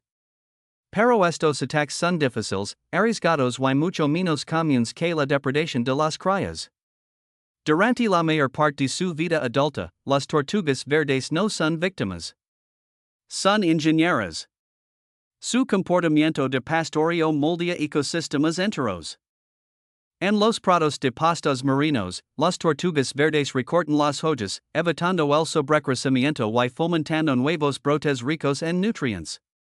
Este pastoreo mantiene la salud del prado, mejora el flujo de oxígeno y apoya comunidades invertebradas diversas. Sin las tortugas, los pastos marinos pueden crecer altos y densos, atrapando sedimentos y reduciendo la productividad. En los arrecifes, las tortugas consumen algas que, de otro modo, asfixiarían los corales. Al hacerlo, crean espacio para que los corales se establezcan y crezcan. La presencia o ausencia de tortugas puede determinarse en arrecife próspera o colapsa bajo la dominancia de las algas. Su alimentación es lenta, repetitiva y precisa, un modo de gestión del hábitat propio de los herbívoros. Esto hace que los eventos de matanza masiva anterior sean aún más significativos. Los depredadores que se alimentan de las crías de tortuga no solo están matando tortugas. Están moldeando indirectamente los futuros lechos de pastos marinos y arrecifes. Un ano con alta supervivencia de crías puede resonar décadas después en ecosistemas costeros más saludables. Un ano de grandes pérdidas puede debilitar esos sistemas mucho después de que la playa haya vuelto a quedar en silencio. Así, la tortuga verde existe en la intersección de la vulnerabilidad y la resiliencia. Su vida comienza en uno de los entornos más letales imaginables, rodeada de enemigos en cada nivel. Sobrevive no luchando, sino inundando el sistema con oportunidades. Más tarde, se convierte en una fuerza estabilizadora, reduciendo el caos en lugar de crearlo. Este contraste es la sorpresa. En un mundo obsesionado con los depredadores, la tortuga verde demuestra que los eventos masivos no pertenecen exclusivamente a los cazadores. Las presas también pueden generarlos. Y cuando lo hacen, los depredadores se agripan. Las migraciones, puestas y emergencias de crías de la tortuga crean ventanas predecibles donde la vida se concentra y la muerte se acelera. Estos momentos no son accidentes. Son características estructurales del ecosistema, mecanismos temporales que sincronizan la transferencia de energía entre especies. Desde la distancia, la tortuga que se desliza sobre la arena brillante parece serena, casi intemporal. Sus movimientos son pausados. Sus ojos lucen tranquilos, pero a su alrededor, siluetas invisibles rastrean, esperan y se preparan. Los tiburones navegan en aguas más profundas. Los peces permanecen en los bordes del arrecife. Las aves sobrevuelan. La presencia de la tortuga moldea su comportamiento incluso cuando no ocurre ningún ataque. Por eso, las tortugas importan más allá de su propia supervivencia. Anclan las redes alimenticias en el tiempo. Crean pulsos. Conectan la playa con el océano, a los depredadores con las plantas, el pasado con el futuro. Cuando las tortugas desaparecen, estos ritmos se desmoronan. Los depredadores pierden alimento predecible. Los pastos marinos pierden a su jardinero. Los arrecifes pierden una línea de defensa. Y cuando las tortugas se agripan, todo presta atención. La tensión final radica aquí. Los eventos masivos no existen en aislamiento. Cada gran reunión de vida crea una oportunidad para la muerte. Los depredadores no necesitan inventar nuevas estrategias. Solo necesitan llegar a tiempo. En el océano, ninguna especie vive sola. Incluso el herbívoro más pacífico puede convertirse en el centro de un campo de muerte simplemente al moverse, anidar o nacer en grandes cantidades. La tortuga verde leva este paradoja a lo largo de toda su vida. Desde la apresurada carrera sobre la arena hasta el pastoreo lento y deliberado en el fondo marino. A medida que las siluetas se desvanecen en el azul más ala de la playa, la lechen persiste. En la naturaleza, la masa no pertenece a un solo lado de la caza. Donde se reúne la vida, también se reúne la muerte. Y en la próxima historia, seguiremos a los depredadores que han aprendido a leer estas reuniones a la perfección, convirtiendo la estrategia de supervivencia de otros en su propia oportunidad de caza. El río no anuncia donde termina. El agua dulce se funde en la sal sin ceremonia, transformando el azul en marron, la claridad en bruma. Los sedimentos quedan suspendidos. La luz se fractura antes y el sonido se comporta de manera extraña, doblándose y apagándose a medida que las corrientes colisionan. Para muchos animales, este límite se siente peligroso y confuso. Para un tiburón toro, se siente como una oportunidad concentrada en una estrecha franja de agua. Las bocas de río no son solo lugares donde se mezclan los tipos de agua. Son zonas de tráfico. Los peces las atraviesan a diario, migrando entre zonas de alimentación, sitios de dove y refugios. Los nutrientes fluyen río abajo, atrayendo plancton, que atrae a los peces carnada y, a su vez, a depredadores más grandes. Todo se canaliza a través de los mismos pocos canales. El movimiento se acelera. La densidad aumenta. Los errores se vuelven inevitables. El tiburón toro no necesita perseguir a sus presas a través del océano abierto cuando la geografía se lo entrega en olas comprimidas. En estas zonas, la visibilidad se desploma. Los estancamientos, los taninos y los desecos orgánicos tienen el agua, reduciendo la visión a unas pocas longitudes corporales o menos. Para las presas que dependen de la vista para detectar el peligro, esto resulta catastrófico. Las formas pierden definición. Las distancias se difuminan. Un depredador puede estar cerca sin ser visto. El tiburón toro prospera aquí no porque sea invisible, sino porque no necesita ser visto hasta el momento del contacto. A diferencia de los tiburones que dependen de aguas limpias y siluetas claras, el mundo sensorial del tiburón toro está diseñado para la ambigüedad. Su línea lateral percibe los cambios de presión provocados por peces en apuros o giros repentinos. Sus electroreceptores detectan la actividad muscular incluso cuando la vista falla. El olfato en el contexto, pero en las desembocaduras de ríos de aguas rápidas, lo que más importa es la vibración y el ruido eléctrico de las presas en pánico. El tiburón se desliza a través de la turbidez con confianza, leyendo un mapa que las presas no pueden ver. Esta habilidad expande dramáticamente su territorio de caza. Los tiburones toro están entre los pocos grandes depredadores capaces de tolerar cambios amplios en la salinidad. Su fisiología les permite mover sin problemas desde aguas completamente saladas a estuarios salabres y muy río adentro en sistemas de agua dulce. Rinones especializados y controles hormonales gestionan el equilibrio interno de sal, previniendo la deshidratación en el océano y la sobrehidratación en los ríos. Donde otros tiburones están confinados por la química, los tiburones toro vagan libremente. Esa libertad convierte los ríos en extensiones del mar. Peces que estarían a salvo de los depredadores marinos en las profundidades de la tierra de repente enfrentan a un cazador diseñado para seguirlos.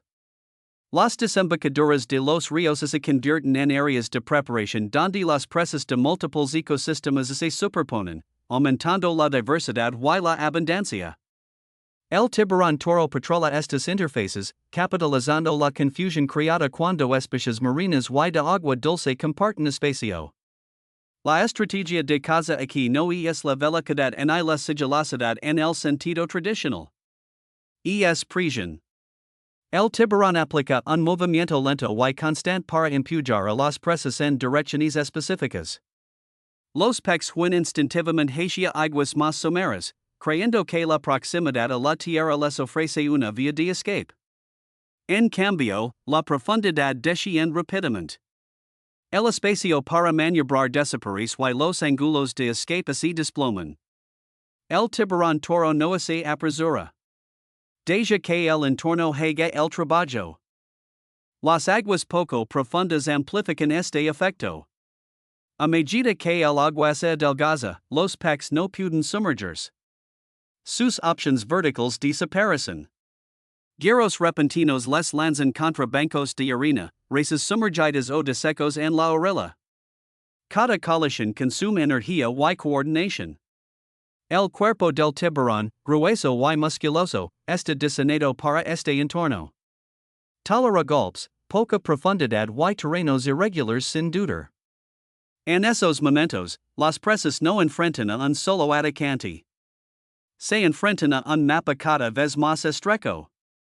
El tiburón toro convierte las cavas, los bancos y los desniveles en herramientas. Al posicionarse entre aguas más profundas y la orilla, corta la vía de retirada. Al avanzar lentamente, mantiene las presas en movimiento sin provocar el pánico total que podría dispersarlas de manera impredecible. Esta presión controlada aumenta la posibilidad de que un individuo se separe, se detenga o subestime un giro. Cuando liga el ataque, es repentino, pero no dramático. No hay salto, no hay explosión de agua. En condiciones turbias, los ataques son a corta distancia, contundentes y decisivos. La amplia cabeza y las poderosas mandíbulas del tiburón infligen mordiscos aplastantes diseñados para incapacitar en lugar de cortar. En baja visibilidad, la precisión importa menos que la certeza. El contacto es suficiente. Las desembocaduras de los ríos también creen patrones temporales. Las mareas empujan a los peces dentro y fuera en horarios predecibles. Las lluvias aumentan el escurrimiento, transportando nutrientes y acercando a las presas a la orilla. Las migraciones estacionales se alinean con los ciclos de reproducción río arriba. El tiburón toro aprende estos ritmos. No necesita éxito constante. Necesita repetición confiable. De ahí proviene a menudo su reputación de ser agresivo o impredecible. En realidad, el tiburón responde a la densidad y el movimiento, no ataca de manera indiscriminada. Donde muchos animales se mueven a través de espacios estrechos bajo mala visibilidad, los encuentros aumentan. El tiburón toro no es más imprudente que otros depredadores. Simplemente opera donde la superposición es inevitable. El papel ecológico de este comportamiento es significativo. Al cazar en las desembocaduras de los ríos, los tiburones toro influyen en qué especies se mueven, cuánto tiempo permanecen y donde cruzan. Las presas alteran su temporización para evitar la presencia máxima de depredadores. Algunas especies retrasan su entrada en los estuarios. Otras se agripan más estrechamente.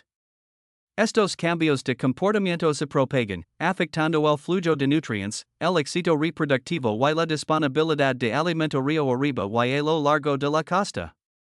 La tolerancia del tiburón toro a las condiciones de agua variadas también significa que puede explotar entornos alterados por los humanos.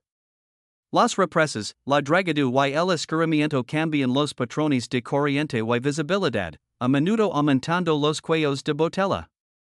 Los peces desplazados por la interrupción del hábitat se concentran en menos paseos. El tiburón se adapta rápidamente, incorporando nuevas estructuras en sus rutas de patrullaje.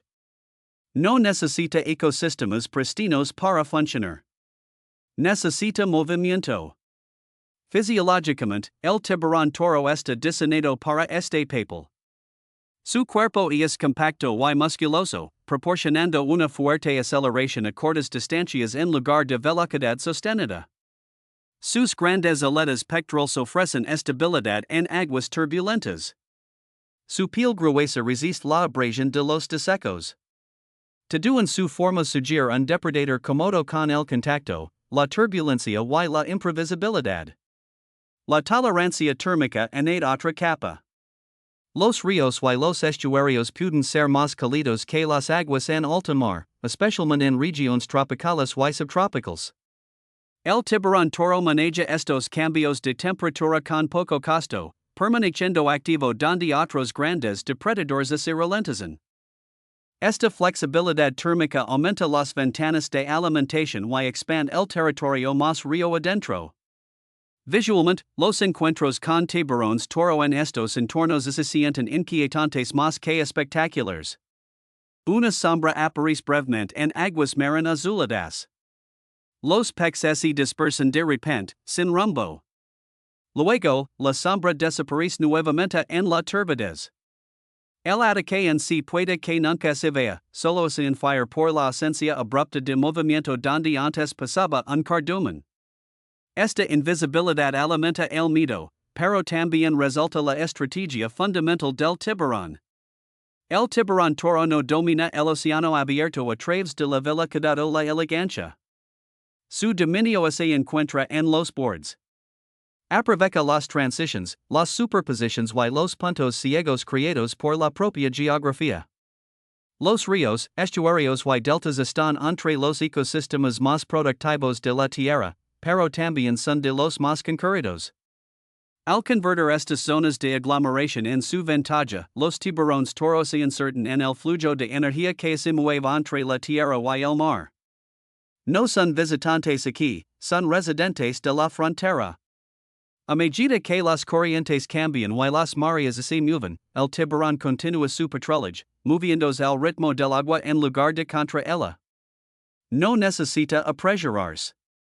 Más adelante, los peces se agruparán de nuevo, la visibilidad disminuirá y el espacio se estrechará.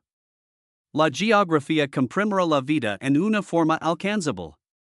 En estos corredores turbios, la supervivencia pertenece al depredador que entiende el terreno. El tiburón toro no depende únicamente de la sorpresa, se basa en conocer dónde debe pasar el movimiento, donde la confusión alcanza su punto máximo y donde se colapsa la posibilidad de escapar. Al final, su mayor arma no es su mordida, sino su maestría en los lugares donde los ecosistemas colisionan y las reglas se desmoronan. La costa se pacífica desde la distancia. El agua fría se desplaza hacia la orilla en pulsos constantes, rompiéndose en líneas blancas contra las rocas y la arena. En alta mar, la superficie no sugiere peligro, no hay alteraciones más allá del viento y las olas. Sin embargo, debajo de esta calma aparente se encuentra uno de los campos de caza más predecibles del océano. Un lugar donde la geografía, la biología y el comportamiento se alinean de tal forma que los depredadores regresan año tras año, siguiendo rutas grabadas no en mapas, sino en instintos. Las colonias de focas son el motor de este sistema. Donde las focas suben a descansar, reproducirse y criar a sus jóvenes, la energía se acumula en una forma concentrada y vulnerable. Cuerpos ricos en grasa entran al agua repetidamente, siguiendo los mismos caminos entre la tierra y el mar, día tras día. Para un tiburón blanco, esto no es una oportunidad por casualidad, sino un evento programado. Los tiburones blancos no patrullan sin cesar en busca de presas al azar, eso sería un desperdicio. En cambio, se especializan en puntos calientes, lugares donde el comportamiento de la presa crea conditions repetibles.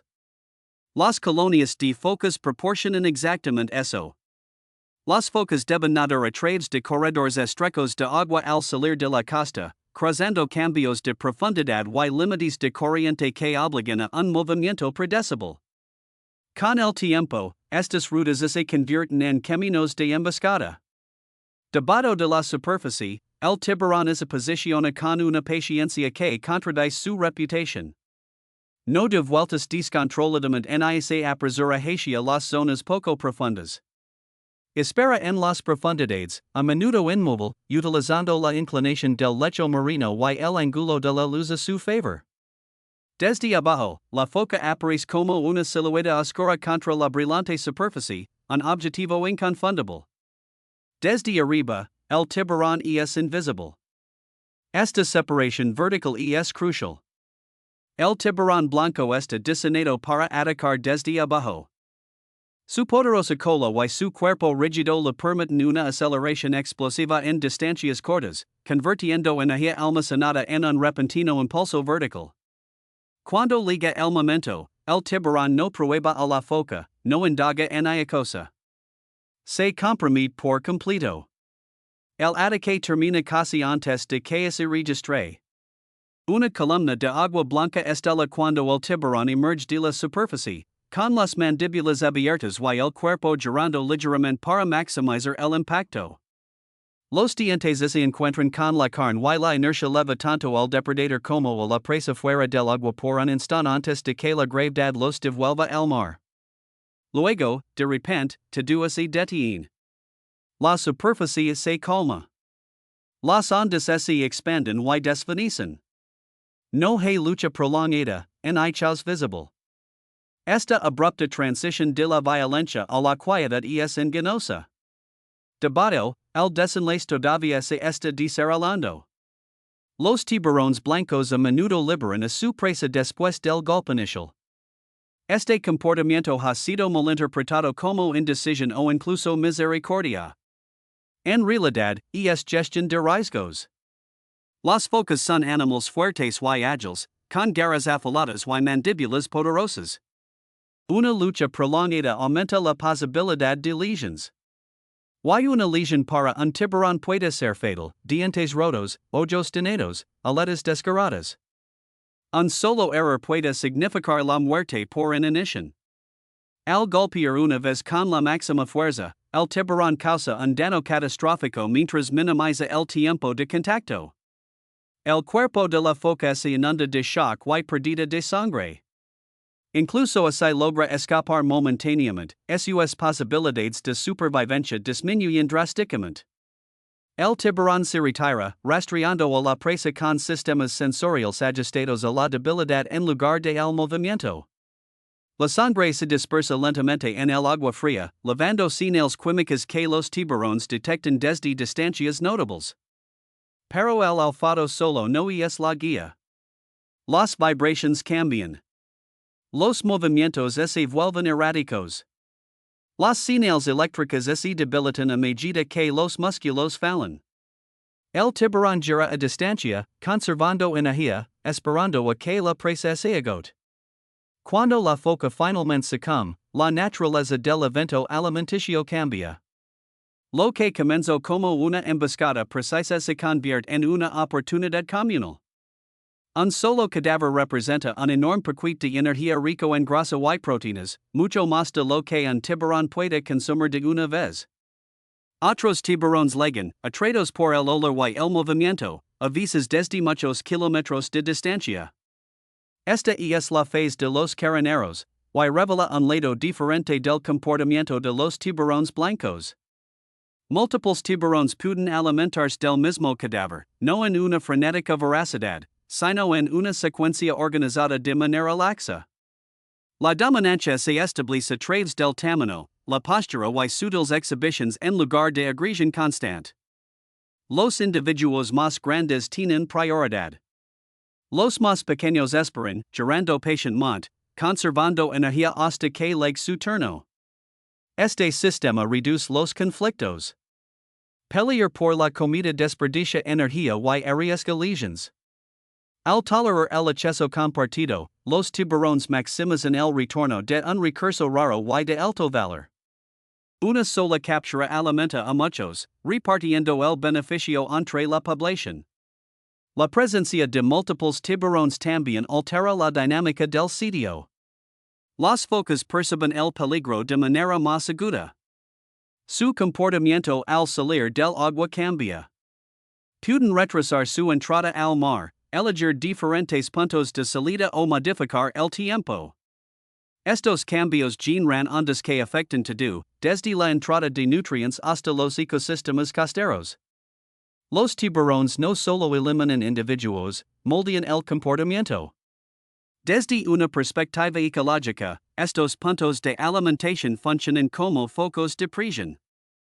La energía fluye de las focas hacia los tiburones, pero también hacia los carneros que se alimentan de los restos, hacia los microbios que descomponen los restos y hacia los ciclos de nutrientes que fertilizan las aguas cercanas. El evento no concluye con el consumo. Se desencadena en una serie de interacciones. El cuerpo del gran tiburón blanco está diseñado para este papel. Su gran hígado, rico en aceite, proporciona flotabilidad y almacenamiento de energía. Sus músculos generan aceleraciones rápidas, aunque solo por cortos periodos. A diferencia del etano los delfines, los tiburones blancos no están construidos para una persecución sostenida a alta velocidad. No necesitan serlo. Su estrategia se basa en el tiempo, la posición y la sorpresa. La termorregulación juega un papel sutil pero importante. Los tiburones blancos mantienen músculos y órganos internos más cálidos que el agua circundante, lo que les otorga una ventaja en términos de rendimiento en entornos costeros fríos. Este calor mejora la velocidad de reacción y la potencia en los momentos críticos de la emboscada. También les permite provocar aguas más frías donde prosperan las focas, ampliando su rango efectivo de caza. A pesar de su poder, los tiburones blancos son animales cautelosos. No atacan indiscriminadamente. Examinan objetos desconocidos, investigan desde la distancia y abordan ataques si las condiciones no son favorables. Esta precaución a menudo se malinterpreta como indecisión. En realidad, refleja un análisis de costo-beneficio afinado por miles de años de selección. La lesion es el límite antidefinitivo. Un tiburón que pierde un diente puede reemplazarlo. Un tiburón que pierde la visión en un hoyo o sufre daños profundos en los tejidos puede no sobrevivir. Por eso, los ataques son calculados, las rutas de emboscada se eligen cuidadosamente y los tiburones se retiran tras el contacto inicial. El objetivo no es la dominación, sino la supervivencia. Visualmente, el evento de alimentación deja una impresión fuerte precisamente porque es tan breve. Una erupción súbita de agua y spray, un destello de viento blanco y espalda oscura, luego silencio. Para los observadores, la mente lucha por reconciliar la violencia del momento con la calma que sigue. Este contraste alimenta mitos y exageraciones, oscureciendo la precisión subyacente del comportamiento. Cuando la carcasa finalmente es consumida o océano más allá del alcance, los tiburones se dispersan. Algunos permanecen en la zona, anticipando futuras oportunidades. Otros se mueven, siguiendo las costas o las corrientes hacia el siguiente punto caliente predecible. El ciclo continúa, ligado no a presas individuales, sino a lugares donde la biología y la geografía se cruzan. Los tiburones blancos no vagan sin rumbo por el océano como asesinos sin mente. Son especialistas en provocar condiciones repetibles, utilizando inteligencia, agudeza sensorial y autocontrol para capturar presas de alta energía de manera eficiente. Su presencia en colonias de focas no es accidental.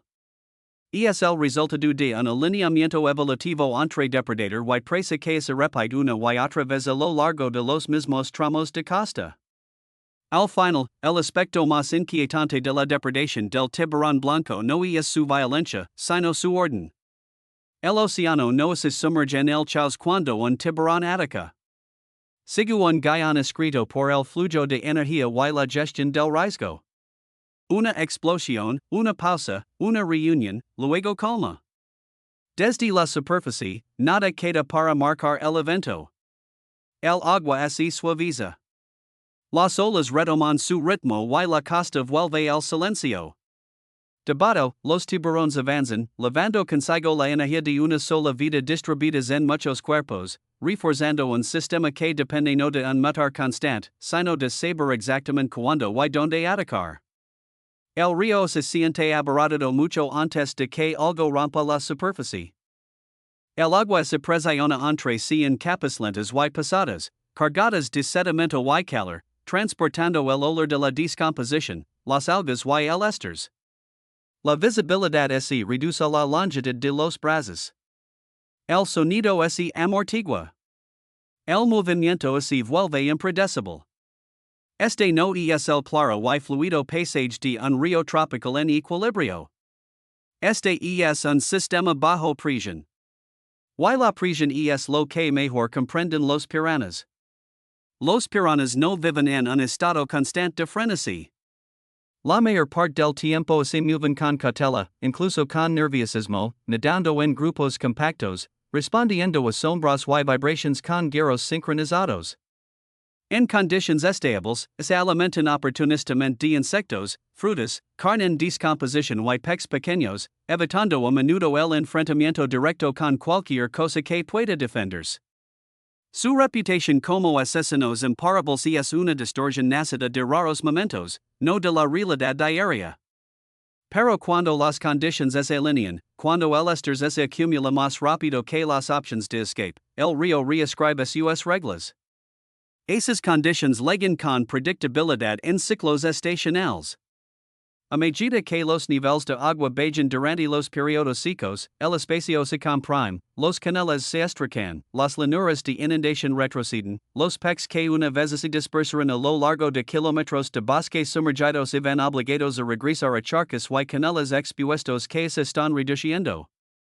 Los niveles de oxígeno fluctúan. La competencia se intensifica.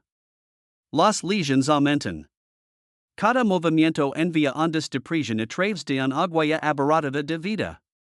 Y es entonces cuando los piranhas cambian. El cambio no se anuncia mediante un solo acto de agresión. Comienza con la densidad.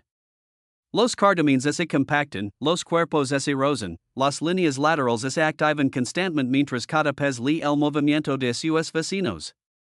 En este estado comprimido, la autocontención individual se debilita, un chapotillo repentino, un animal en apuros, una explosión de sangre de una herida se amplifica por la proximidad.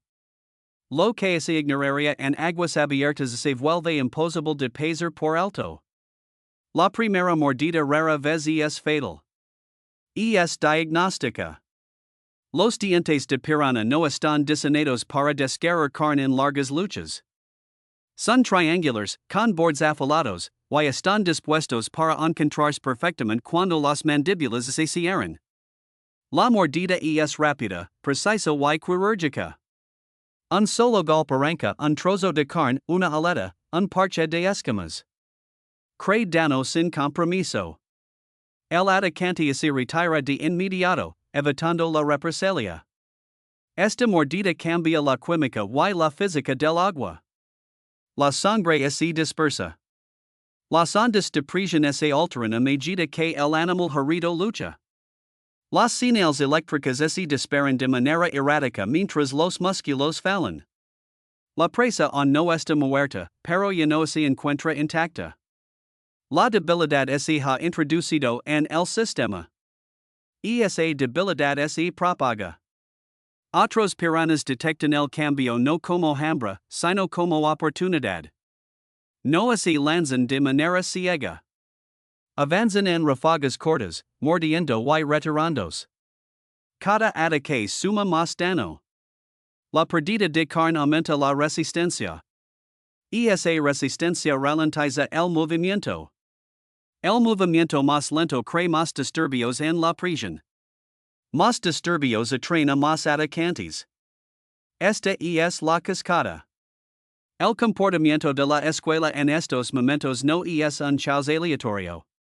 Es contención a través de la prisión. Los piranhas no rodean a la presa en un círculo perfecto. En su lugar, mantienen un límite cambiante, reaccionando al instante los intentos de escape. Cuando el animal herido intenta huir, se encuentra con ondas de presión opuestas provenientes de la escuela. Los giros se vuelven torpes. La aceleración falla. La presa permanece atrapada no por paredes, sino por una resistencia que se ajusta constantemente. Lo que hace esto especialmente efectivo es el pánico de la presa. Los movimientos rápidos y descoordinados amplifican las señales de detección. Cada patada transmite la ubicación. Cada giro aumenta la visibilidad.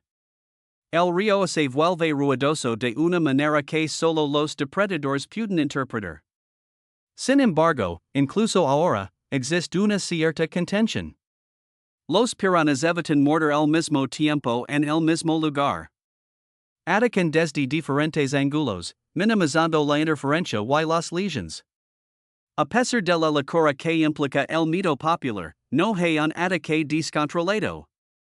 Hay una eficiencia nacida de la evolución en entornos concurridos y peligrosos donde las lesiones son costosas.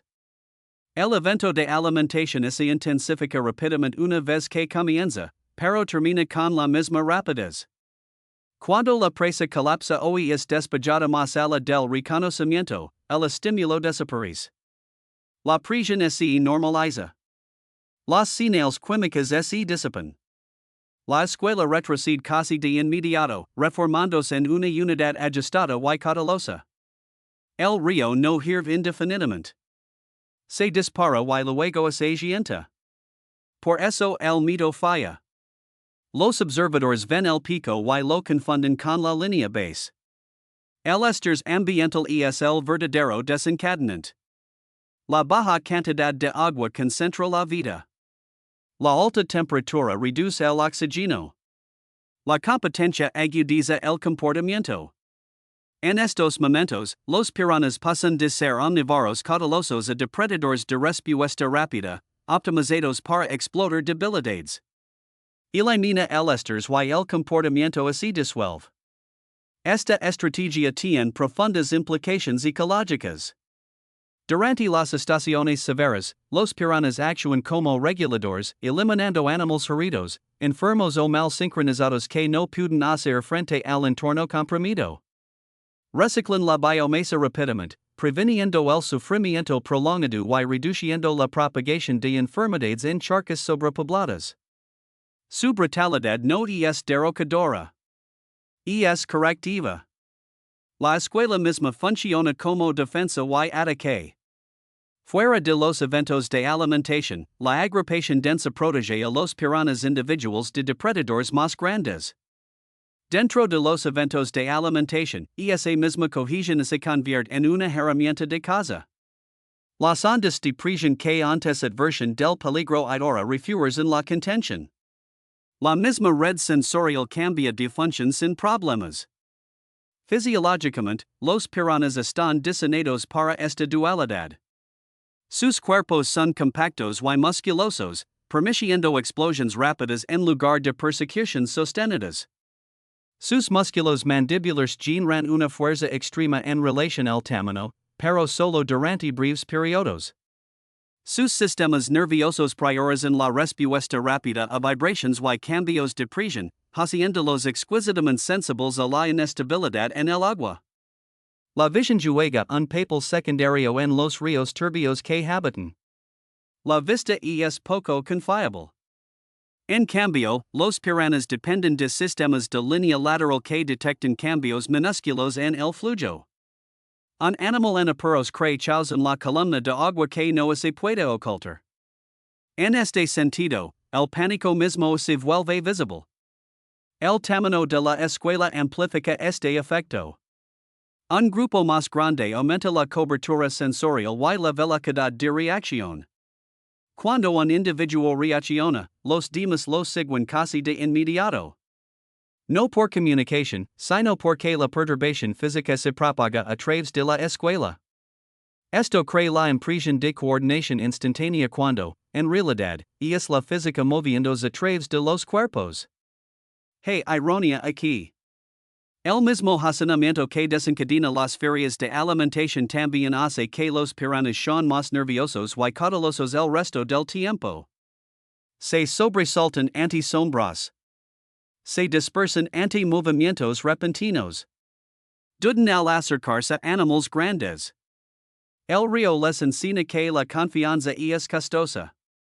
Los encuentros humanos con los piranhas a menudo ocurren durante estas ventanas de esters.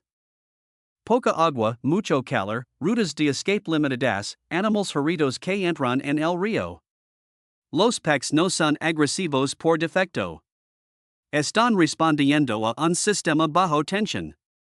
Elimina la tensión y el peligro se desvanece.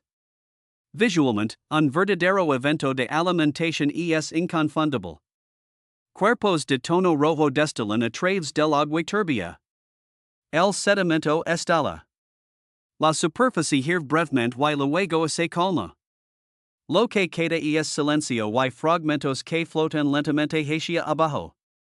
La violencia parece desproporcionada al tamaño de los animales involucrados, que es precisamente por eso que deja una impresión tan fuerte. Pero esos momentos son signos de puntuación, no párrafos. La mayoría de los días, los piranhas se mueven a través del río como parte de una compleja y cautelosa red de vida, navegando depredadores sobre hielos y competencia a su alrededor. Comen frutas que caen de los árboles. Hacen limpieza de sobras. Esporan. Cuando el río se contrae y el esters alcanza su punto máximo, se convierten en algo completamente diferente. No porque sean monstruos, sino porque el entorno exige eficiencia. Entender a los piranhas significa entender las condiciones, no el carácter. No se definen por la locura, sino por la capacidad de respuesta. No creen chaos. Lo explotan. En ríos moldeados por extremos estacionales, la supervivencia pertenece a los animales que pueden cambiar de roles rápidamente, pasando de la contención a la brutalidad sin dudar. Los piranhas han dominado ese cambio. Cuando el agua se reduce y la tensión se eleva, convierten el hacinamiento en un arma, el pánico en una señal y la debilidad en un recurso. Luego, a medida que el río se expande nuevamente y la prisión se libera, se desvanecen de nuevo en el fondo. Cuerpos rojos disolviéndose en aguas marinas, esperando el siguiente momento en que el ecosistema se tense y recuerda todos los seres que lo habitan lo frágil que es la estabilidad. La orilla respira en ciclos. El agua se retira, exponiendo rocas y arena que momentos antes pertenecían al mar, para luego regresar y borrar el límite. En la breve ventana entre estos movimientos, la zona intermareal se convierte en un lugar de confrontación. Peces varados en charcas poco profundas, moluscos descajados de sus anclajes, y cadáveres arrastrados por las olas y dejados atrás por la marea descendente, todos comparten la misma vulnerabilidad. Están vivos, o lo estaban recientemente, pero ya no son móviles. Y es entonces cuando llegan los cangrejos. Al principio son solo unos pocos. Un movimiento bajo una piedra. Un par de ojos que emergen sobre la arena. Luego otro y otro más surgiendo de grietas, madrigueras y sombras en las rocas. Lo que parece una coincidencia se transforma en un patrón a medida que decenas de caparazones duros convergen en el mismo punto. Los cangrejos no son atraídos por el drama. Se sienten atraídos por la oportunidad, y la zona intermareal lo produce con una fiabilidad metronómica. No son cazadores en el sentido clásico. No persiguen a sus presas a campo abierto en y emboscan con velocidad repentina. Su fuerza radica en la acumulación. Cuando la comida queda inmovilizada, varada por la marea o herida por las olas, los cangrejos se transforman de meros caraneros a una fuerza de limpieza coordinada. La transición es silenciosa. No hay frenesí, hay una explosión repentina de movimiento. Simplemente hay un aumento en la densidad, un cierre constante desde todas direcciones. La presa, y si pez, ave o invertebrado marino, no es abrumada por un solo acto decisivo. Se siente abrumada por los números. Cada cangrejo toma un pequeño pedazo, aplica presión, prohíbe la resistencia. Las pinzas agarran, tiran y desgarran, no con rabia, sino con una persistencia mecánica. El movimiento se ralentiza, luego se detiene. El preciso es implacable precisamente porque es incremental. Esta es la muerte lenta despejada de espectáculo. No hay un golpe dramático que ponga fin a la lucha. En cambio, la resistencia se erosiona a través de la repetición. Una aleta es sostenida. Una extremidad es inmovilizada. Tejidos blandos quedan expuestos donde las conchas o las escamas fallan. La presa no se enfrenta a un enemigo. Puede intimidar o escapar. Se enfrenta a la aritmética. La mecánica que hace esto posible es engañosamente simple. La pinza de un cangrejo no es solo una herramienta para agarrar. Es un sistema de palancas con músculos dispuestos para maximizar la fuerza en distancias cortas. Una pinza a menudo se especializa en trichurar, capaz de romper conchas o huesos, mientras que la otra se encarga de manipulaciones más finas, descargando carne manteniendo a la presa en su lugar. Esta división del trabajo permite a los cangrejos desmantelar animales más grandes y fuertes de lo que cualquier cangrejo individual podría manejar solo. Aquí, la palanca importa más que la velocidad. Al anclar sus cuerpos contra rocas o arena, los cangrejos convierten su propio peso en resistencia, amplificando la fuerza aplicada por la pinza. La presa que se agita solo aumenta la efectividad de este sistema, al arrastrarse contra múltiples puntos de contacto. Cada movimiento crea nuevas oportunidades para otra pinza. El oportunismo define cuando este comportamiento alcanza su punto máximo. La marea baja expone a los animales que dependen del agua para su flotabilidad y escape. Las trampas de pesca abandonadas o perdidas en el mar concentran el cebo y las capturas accidentales en espacios reducidos. Las tormentas dañan los arrecifes y praderas marinas, deslindando a los animales que no pueden volver a fijarse rápidamente. En cada caso, los cangrejos no crean vulnerabilidad. La reconocen. La zona intermareal es especialmente adecuada para este papel. Es un lugar de extremos, alternando entre inmersión y exposición, abundancia y escasez. Los animales que viven aquí evolucionan para tolerar el estrés. Pero incluso la tolerancia tiene límites. Cuando esos límites se cruzan, los cangrejos están al acecho. Lo que hace que esta dinámica sea ecológicamente importante no es solo el consumo, sino la velocidad. Los cadáveres en ambientes cálidos y poco profundos se descomponen rápidamente, alimentando floraciones bacterianas que agotan el oxígeno y propagan enfermedades. Al despojar rápidamente la materia orgánica, los cangrejos previenen el desperdicio de nutrientes y reducen el riesgo de colapso ecológico localizado. Transforman la muerte en recurso con una eficiencia que pocos vertebrados pueden igualar. Este papel de reciclaje se extiende más allá de los cadáveres evidentes. Los cangrejos se alimentan de materia vegetal, detritos y biofilm, descomponiendo material que de otro modo se acumularía. Su actividad alimentaria revuelca sedimentos, redistribuyendo nutrientes y oxigenando el sustrato. Al hacerlo, influyen en que organismos pueden colonizar un área y cómo se mueve la energía a través del sistema. El impacto visual de un evento de alimentación de cangrejos es inconfundible. Docenas de cuerpos se agrupan alrededor de un único objetivo. Patas superpuestas, caparazones chocando suavemente entre sí. Hay movimiento por doquier, pero no hay chaos. Cada cangrejo se concentra en su tarea inmediata, tirando, descargando, reposicionándose. La masa se desplaza lentamente a medida que cambian los puntos de acceso. Desde arriba, se asemilla a una alfombra viviente, que se arrastra y se pliega sobre sí misma. A pesar de la densidad, el conflicto es mínimo. Los cangrejos no pelean por la comida a menos que el espacio se vuelva críticamente limitado. El recurso se comparte porque es abundante en relación con las necesidades individuales y porque pelear desperdiciaria energía que sería mejor empleada en alimentarse. Esta tolerancia no es altruismo. Es eficiencia moldeada por la selección natural. Los sistemas sensoriales juegan un papel sutil en la coordinación de este comportamiento. Los cangrejos detectan señales químicas liberadas por tejidos heridos o en descomposición, atrayéndolos desde lejos. A medida que más individuos llegan, las ondas de presión y vibración señalan actividad a otros ocultos cerca. La agregación no crece a través de la planificación, sino a través de respuestas en capas a los mismos estímulos. La perspectiva de la alabanza se define por la inevitabilidad en lugar del terror.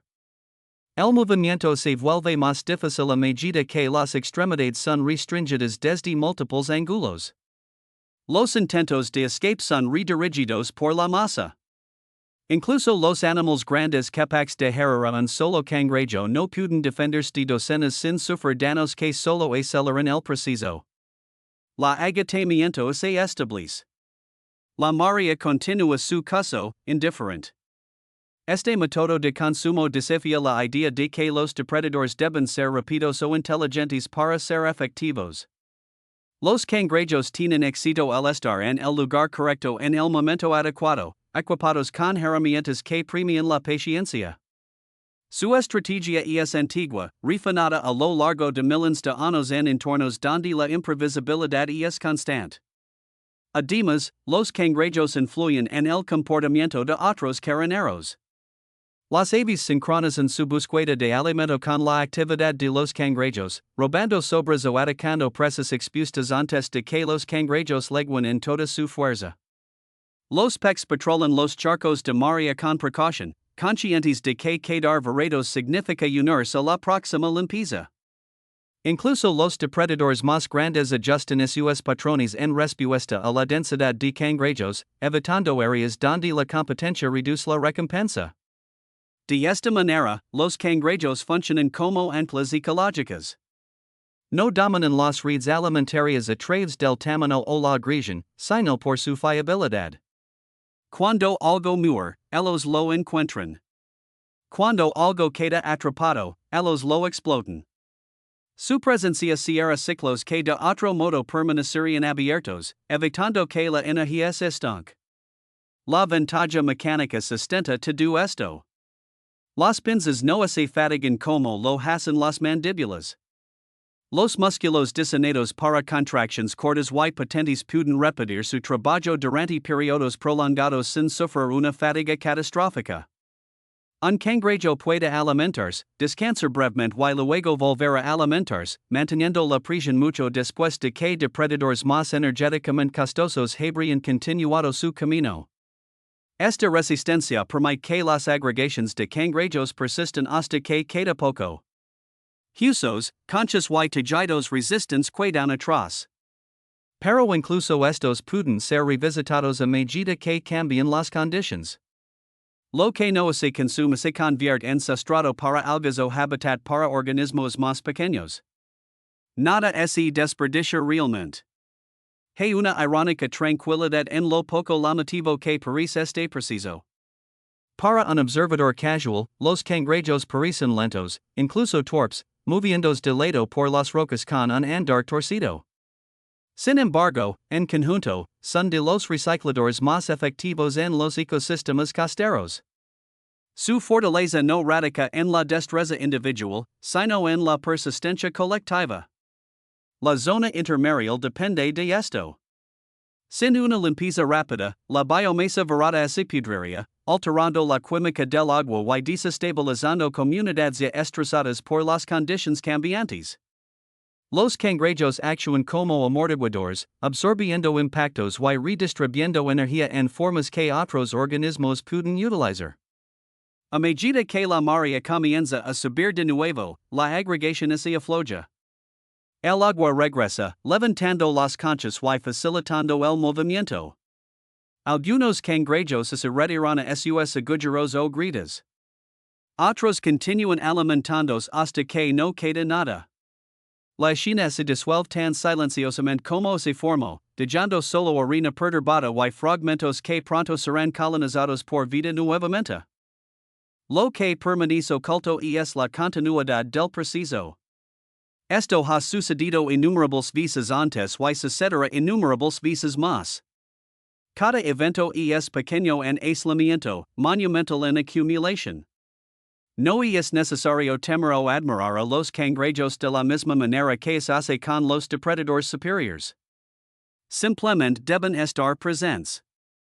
En ecosistemas definidos por el cambio, alguien debe ser responsable de cerrar ciclos. Alguien debe asegurarse de que la muerte no permanezca más tiempo del necesario. Los cangrejos llenan ese papel con una certeza mecánica, convirtiendo la vida varada en combustible para el siguiente ciclo. Docenas se agrupan en un solo objetivo, no por frenesí, sino porque el sistema exige eficiencia. Al final, el ejercicio de limpieza no deja monumento a su trabajo. La costa se ve como antes, con rocas cubiertas de algas y charcas reflejando el cielo. Pero la ausencia de descomposición, la tranquila disposición del entorno para sostener nueva vida, cuenta la verdadera historia. Aquí, la supervivencia no se trata solo de matar o escapar. Se trata de determinar lo que la marea comienza y asegurarse de que nada se desperdicie. El arrecife vibrante está lleno de movimiento mucho antes de que aparezca el peligro. Miles de peces pequeños flotan en la columna de agua como un destello vivo. Cuerpos inclinados justo lo suficiente para atrapar la luz y devolverla en rápidos destellos deslumbrantes. La escuela respira como una sola, comprimiéndose y expandiéndose con sutiles cambios en la corriente. Cada individuo sintonizado con la prisión y el movimiento de sus vecinos. En esta densidad, la seguridad se siente colectiva. Un depredador tendría que elegir, y elegir es lento. Luego, el agua es tensa. Al principio, no hay un atacante visible, solo una ola de inquietud que recorre la escuela. El ritmo se tambalea. La separación se vuelve desigual. Algunos peces giran demasiado bruscamente, rozando sus escamas. Este es el momento que la barracuda ya ha calculado. Ha estado todo el tiempo, suspendida justo más allá del límite de detención, su cuerpo rígido, las aletas apenas en movimiento, los ojos fijos hacia adelante con una intensidad que no parpadea. La quietud de la barracuda no es descanso. Es tensión acumulada. Su cuerpo largo y estrecho se alinea perfectamente con la dirección de la escuela, minimizando su contorno. Desde el lado, parece una sombra o una rama flotante. Nada que exija alarma. Cerca de los arrecifes, donde las formas verticales y la luz fragmentada son constantes, este engaño es especialmente efectivo. Los peces no registran la amenaza porque nada parece acercarse. Cuando liga el ataque, no se anuncia con movimiento. Liga a gran velocidad. La barracuda se lanza en línea recta, transformándose de objeto inmóvil a misil plateado en una fracción de segundo. Su aceleración es explosiva, impulsada por un poderoso golpe de cola que sacrifica la maniobrabilidad por pura velocidad. Esto no es una persecución. Es un corte a través del espacio. El depredador no busca perseguir al pez más rápido. Su objetivo es criar chaos. El primer contacto es casi incidental. Un solo pez es golpeado, cortado por dientes diseñados no para masticar, sino para desgarrar. Las mandíbulas de la barracuda se cierran con precisión. Los dientes se entrelazan como cuchillas, sujetando la carne solo el tiempo suficiente para deshabilitar. A menudo, la víctima inicial ni siquiera es consumida de inmediato. Su papel es catalítico. La escuela reacciona al instante, pero no de manera inteligente. El pánico se propaga más rápido que la coordinación. Los peces se dispersan, rompiendo la geometría compacta que una vez los protegió. Algunos se dirigen hacia el arrecife, otros se sumergen, otros se somilan. En medio de esta confusión, las reglas que rigen el movimiento colectivo se derrumban. Se abren huecos. Los individuos se aislan. Este es el efecto de choque, y es la verdadera arma del pez barracuda. A diferencia de los depredadores que se centran en la resistencia o en la cooperación de los bancos de peces, el barracuda se apoya en la fractura psicológica. Un solo ataque no lo sacia. Un golpe alimenta el momento. Al romper la cohesión del banco, transforma una densa formación defensiva en una nube de objetivos vulnerables. El arrecife, que antes era un telón de fondo, se convierte en un recorrido de obstáculos. Cerca de las estructuras, este efecto se intensifica. Los peces que huyen ciegamente chocan con cabezas de coral, paredes rocosas y entre sí. Las maniobras se vuelven más bruscas. La aceleración se detiene. Se producen lesiones. La complejidad que protege a los peces de arrecife de algunos depredadores ahora se vuelve en su contra. El barracuda conoce este terreno a la perfección. Coloca su ataque para dirigir a la presa hacia los bordes duros, donde las rutas de escape se estrican y los errores se multiplican. A medida que el banco se integra, el barracuda ajusta su postura. El primer estilo de paso a un movimiento controlado. No se agita en el caos. Selecciona. La elección del objetivo es donde la eficiencia del barracuda se hace evidente. Ignora a los subgrupos intactos que logran reformarse brevemente. Pasa de largo a los peces que recuperan su alineación y velocidad.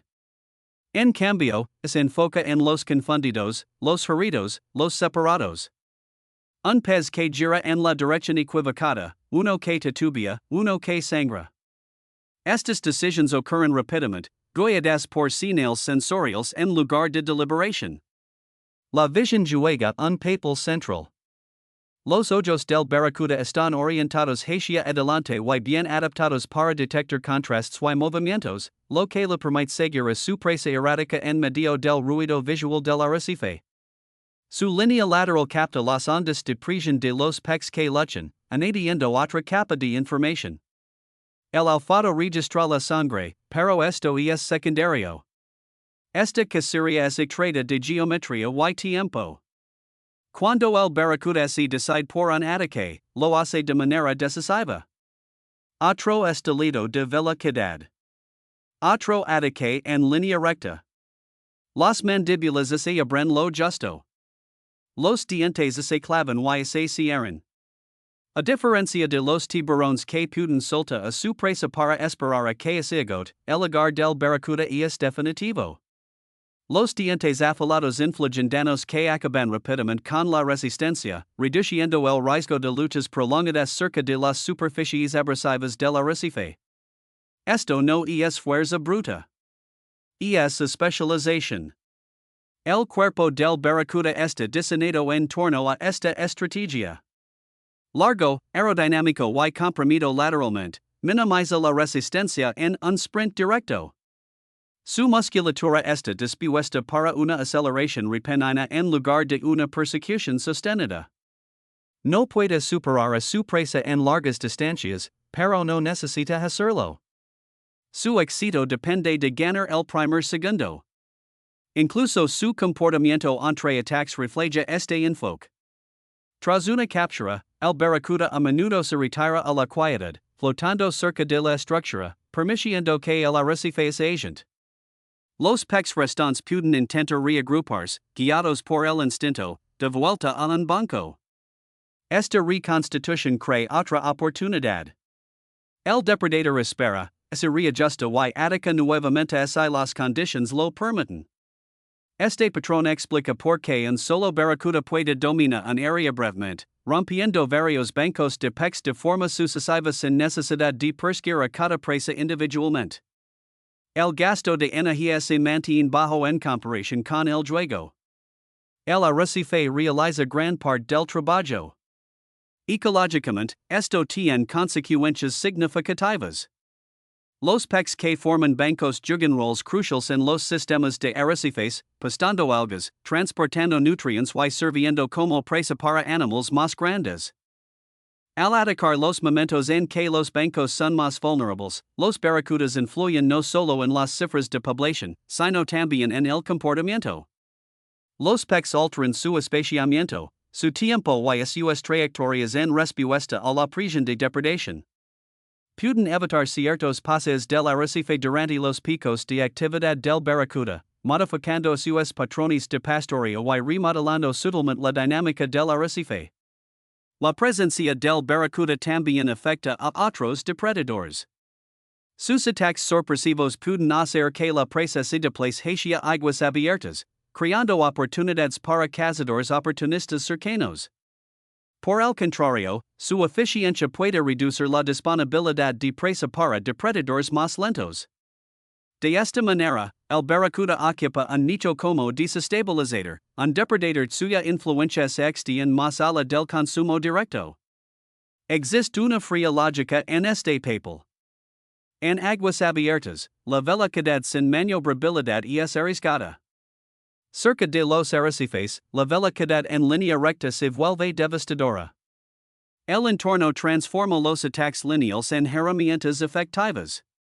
El barracuda explota esta alineación entre la física y el hábitat con una consistencia implacable. A pesar de su temida reputación, el barracuda no es imprudente. Evita el contacto innecesario con presas grandes y saludables que podrían dañar su esbelto cuerpo. No se queda en pelis prolongadas. Su agresión es precisa, calibrada para momentos en que el riesgo es mínimo y el retorno es máximo. Esta moderación a menudo se confunde con astucia. En realidad, es economía evolutiva. La forma visual de una cacería de barracuda es inconfundible. Una repentina franja platida corta entre los brillantes pecs de cebo, dispersando la luz como cristal roto. Luego, la calma regresa casi de inmediato. Para un observador, puede parecer irreal, como hace la violencia fuera imaginada. Pero la ausencia de movimiento cuenta la historia. Donde había densidad, ahora hay espacio. Con el tiempo, los arrecifes aprenden esta lección. Los bancos de peces se compactan más pronto. Las trayectorias cambian. Algunas especies se acercan más al fondo. Otras se aventuran en aguas abiertas en diferentes momentos. El barracuda se adapta en respuesta, cambiando sus zonas de patrullaje, refinando sus ángulos de ataque. Este ciclo de retroalimentación mantiene el depredador y la presa en una constante negociación. Hay cierta ironía en lo poco dramático que se permite el barracuda. No realiza círculos teatrales en I muestra dominio.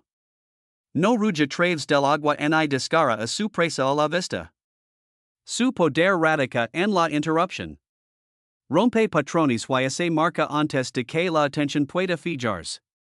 A medida que la luz cambia y las corrientes se alteran, el barracuda reanuda su vigilancia. Nuevamente inmóvil, se mezcla con las líneas verticales del arrecife, sus ojos escaneando el destello que se presenta ante él. En algún lugar, una escuela se comprimirá demasiado, se acercará demasiado a la estructura o dudará solo un instante. Cuando eso suceda, el arrecife brillará, el agua se dividirá y la leche se impartirá de nuevo.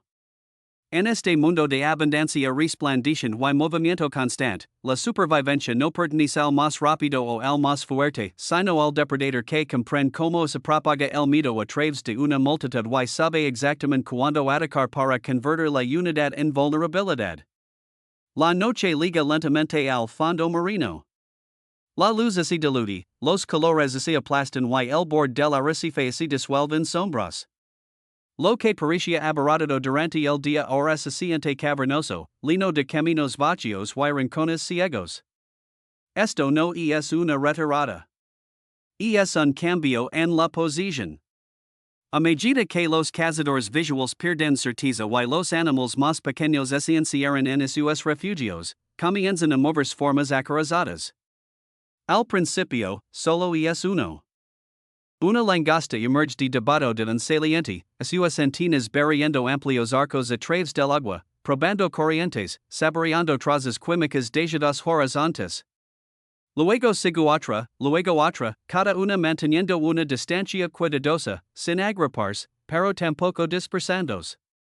Lo que se despliega no es un enjambre en una marca, sino una precisión suelta, una incursión nocturna. Las langostas no son solitarias por necesidad. Son solitarias por defecto. La mayor parte del tiempo, cada individuo ocupa un refugio, una grita o un túnel, defendido a través de la postura, la exhibición de pinzas y la memoria de encuentros pasados. Pero cuando la disponibilidad de alimento aumenta, cuando las corrientes traen el olor de un cadáver o un parche de invertebrados expuestos, ese aislamiento se suaviza. Múltiples langostas de su refugio y se mueven en la misma dirección, atraídas por las mismas señales, formando frentes de alimentación temporales en el fondo. Estos movimientos son lentos pero deliberados. Las langostas no se apresuran. Su fortaleza radica en la certeza. Cada paso coloca las patas articuladas cuidadosamente sobre la arena o la roca, minimizando el ruido y la vibración.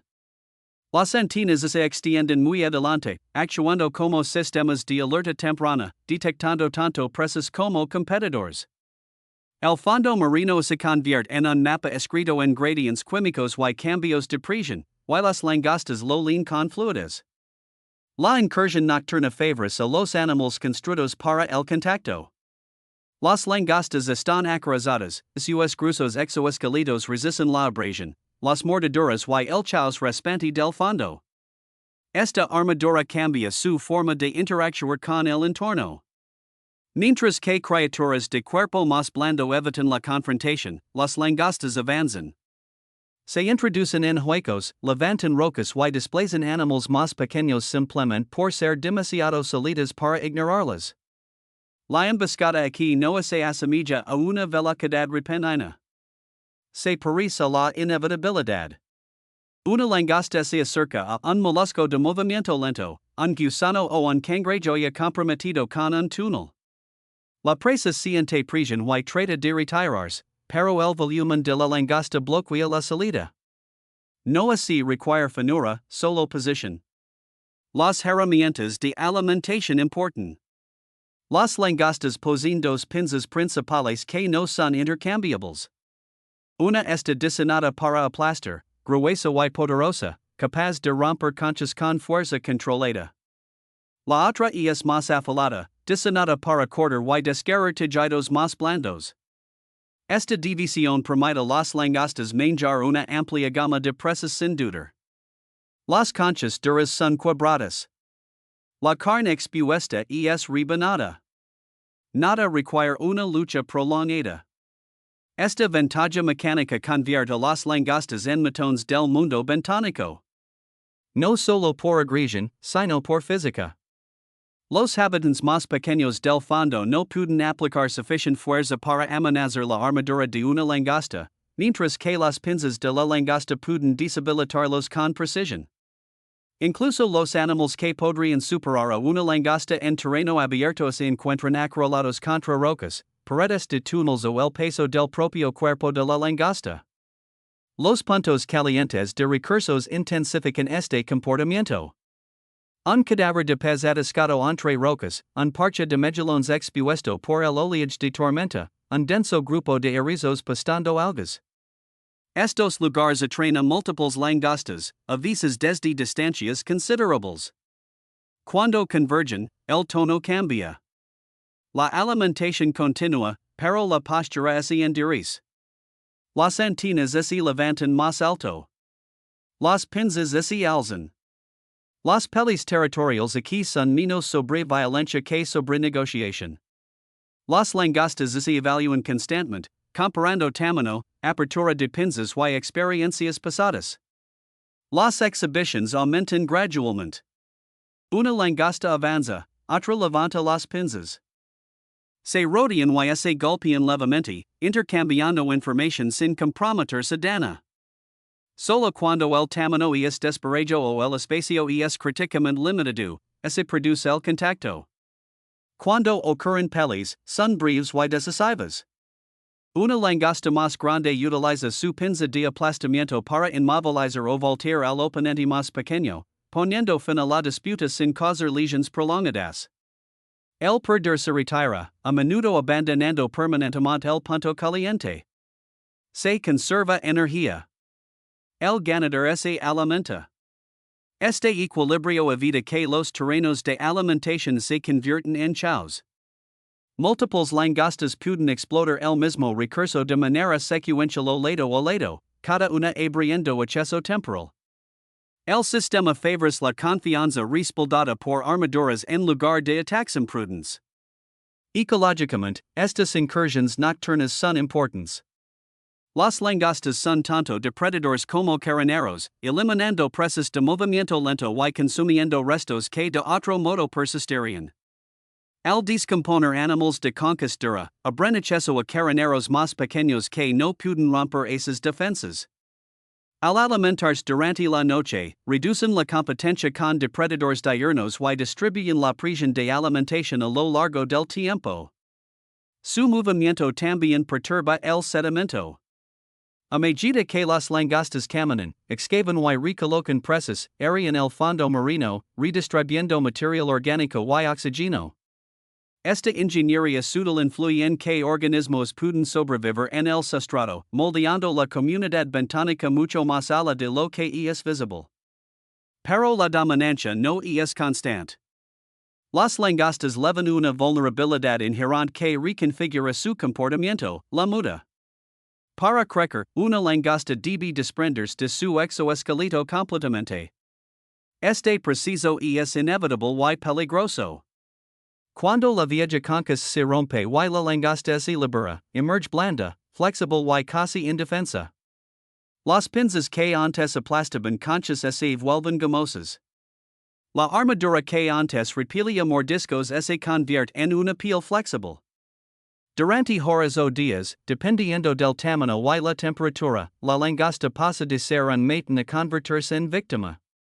Durante este periodo, su comportamiento cambia drásticamente.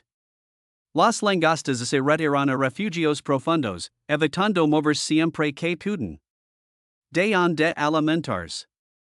La agresión desaparece.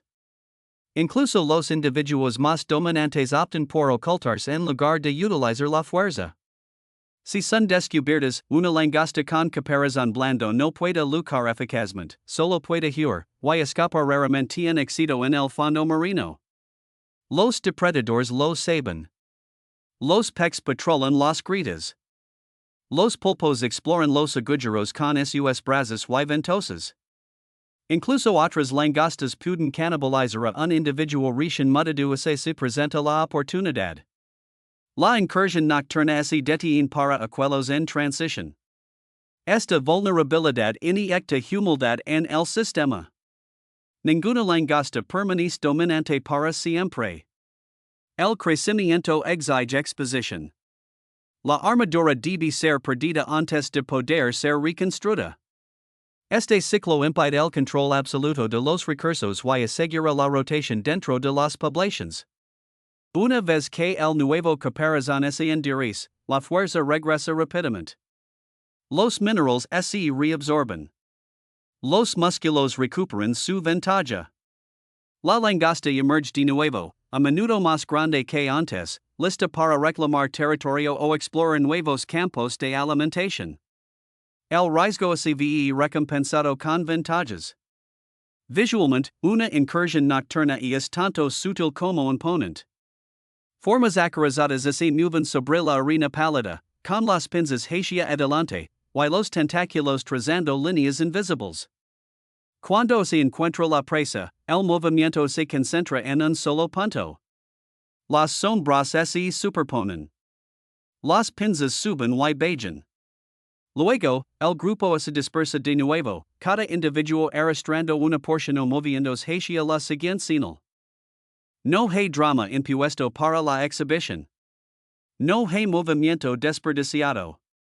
Todo en el comportamiento de la langosta refleja una vida construida alrededor de la durabilidad, la paciencia y la ventaja mecánica.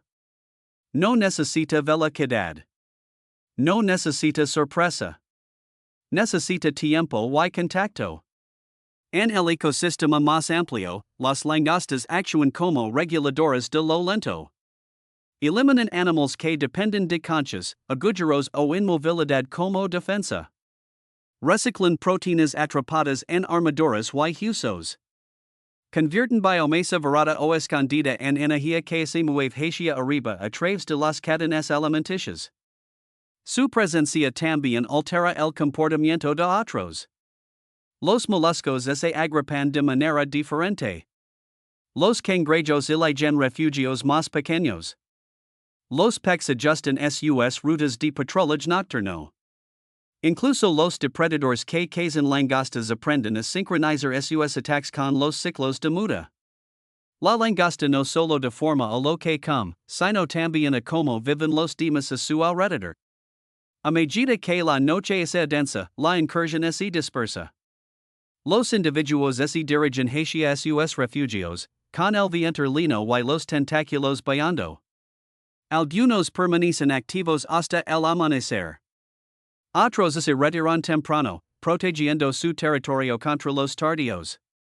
El fondo marino nunca vuelve a quedar vacío, pero se establecen una nueva configuración moldeada por el trabajo de la noche. Para la mañana, queda poca evidencia. Fragmentos de caparazón, arena perturbada, agujeros vacíos. A un observador casual, el arrecife parece inalterado, pero la energía ha cambiado de lugar. La armadura ha sido puesta a prueba. Las jerarquías han cambiado. Las langostas no dominan mediante el espectáculo. Domina a través de la persistencia, la ventaja mecánica y la disposición a moverse cuando otros duden. Comprenden el fondo como un lugar donde la fuerza no necesita ser rápida para ser definitiva, donde la armadura compra tiempo, y donde la paciencia gana más comida de lo que la velocidad podría jamás lograr. En el tranquilo remanente de la incursión nocturna, las formas acarizadas desaparecen de nuevo en la sombra. Las pinzas plegadas y los tentáculos descansando. En algún lugar bajo el arrecife, una langosta endurece un nuevo caparazón, esperando su momento para regresar. En otro lugar, otra siente la tenutraza de comida y comienza a moverse.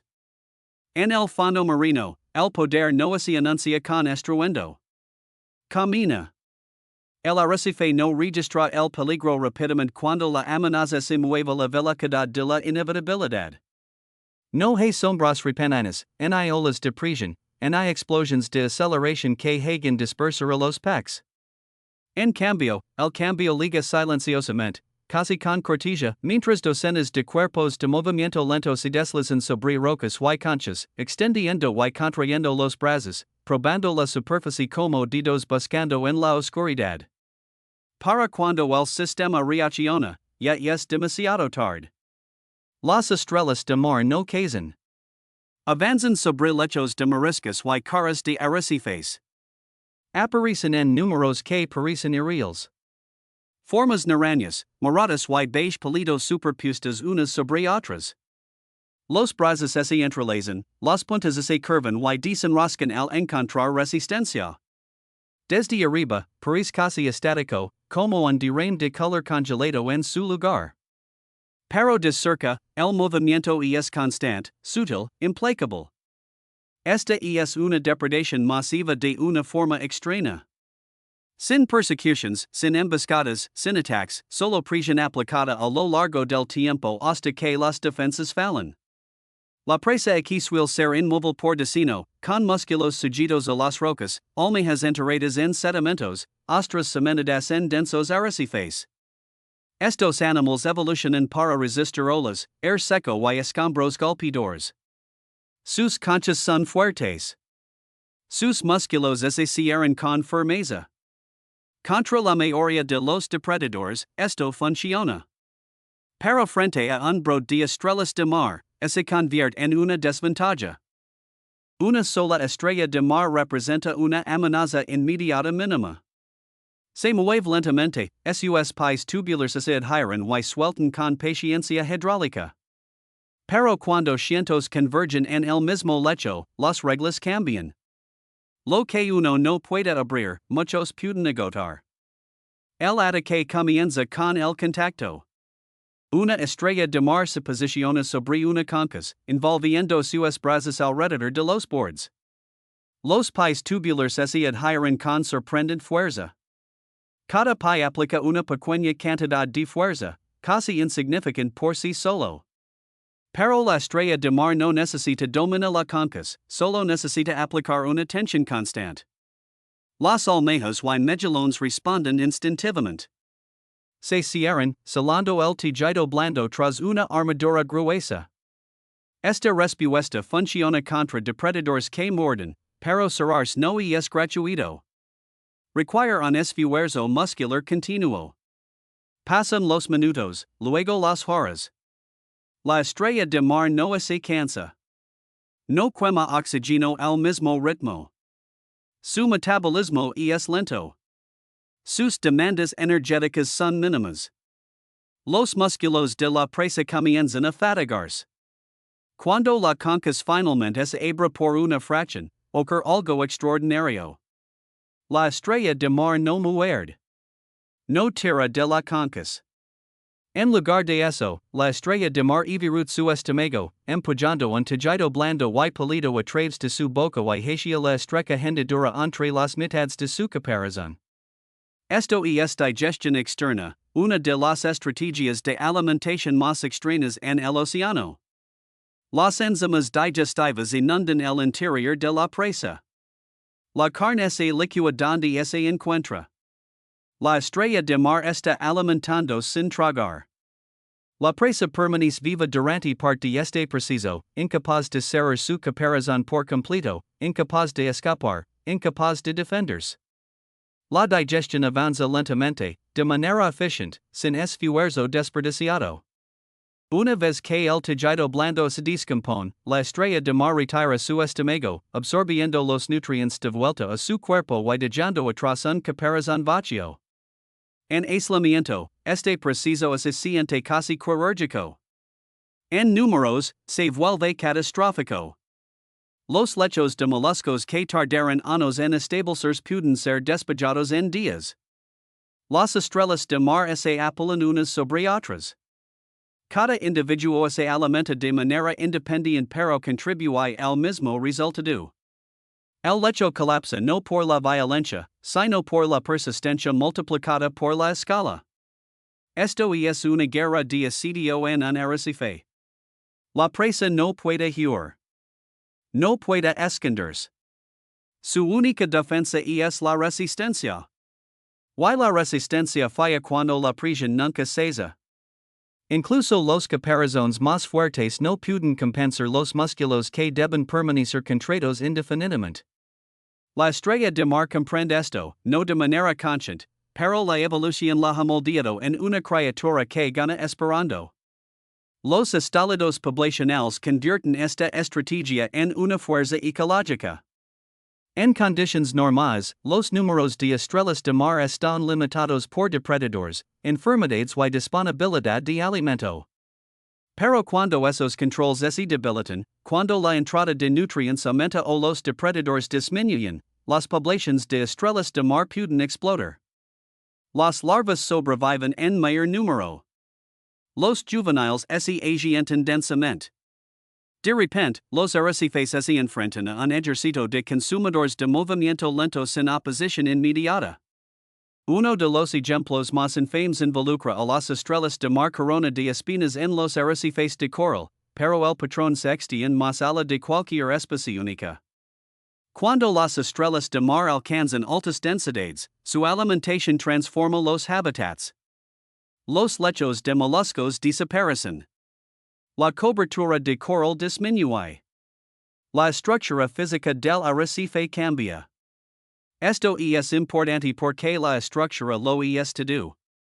Los lechos de moluscos estabilizan el sedimento, filtran el agua y crean hábitat para innumerables otros organismos. Si los eliminas, la claridad del agua disminuye. Las algas se propagan. Los peces que dependían de esos lechos para refugio o alimento se desplazan a otros lugares o desaparecen.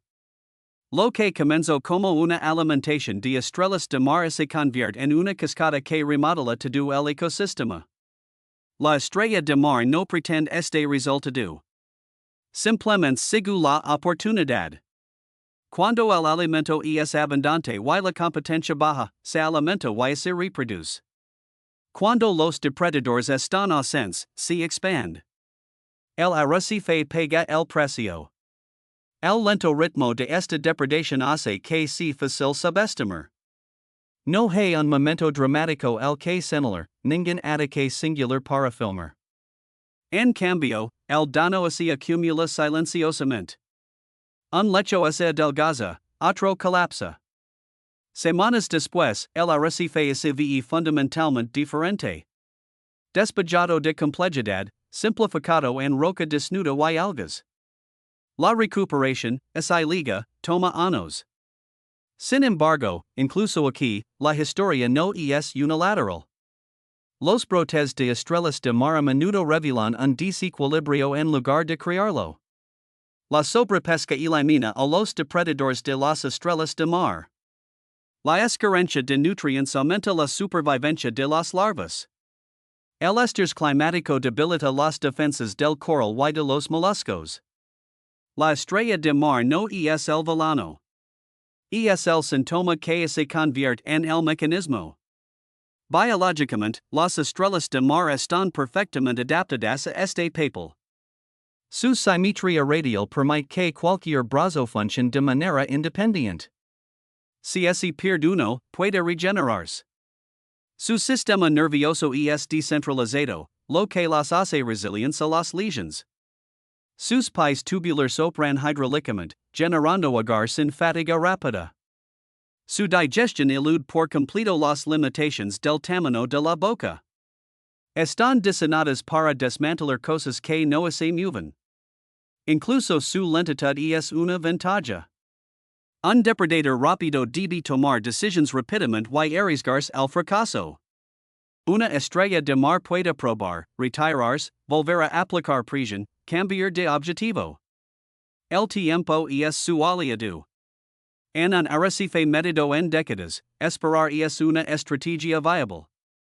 Visualmente, el efecto es inquietante. Un lecho de moluscos vivos se cubra con cuerpos de estrellas de mar, brazos superpuestos como una manta viviente. Los caparazones se abren bajo ellos, luego en silencio. Los colores del arrecife se desvanecen a medida que la estructura desaparece. Para un observador, se siente como si el arrecife estuviera siendo sofocado en lugar de devorado. Esta transformación cambia quien puede vivir allí. Los peces que dependen de los lechos de moluscos se van. Los invertebrados que requieren superficies duras pierden sus puntos de anclaje.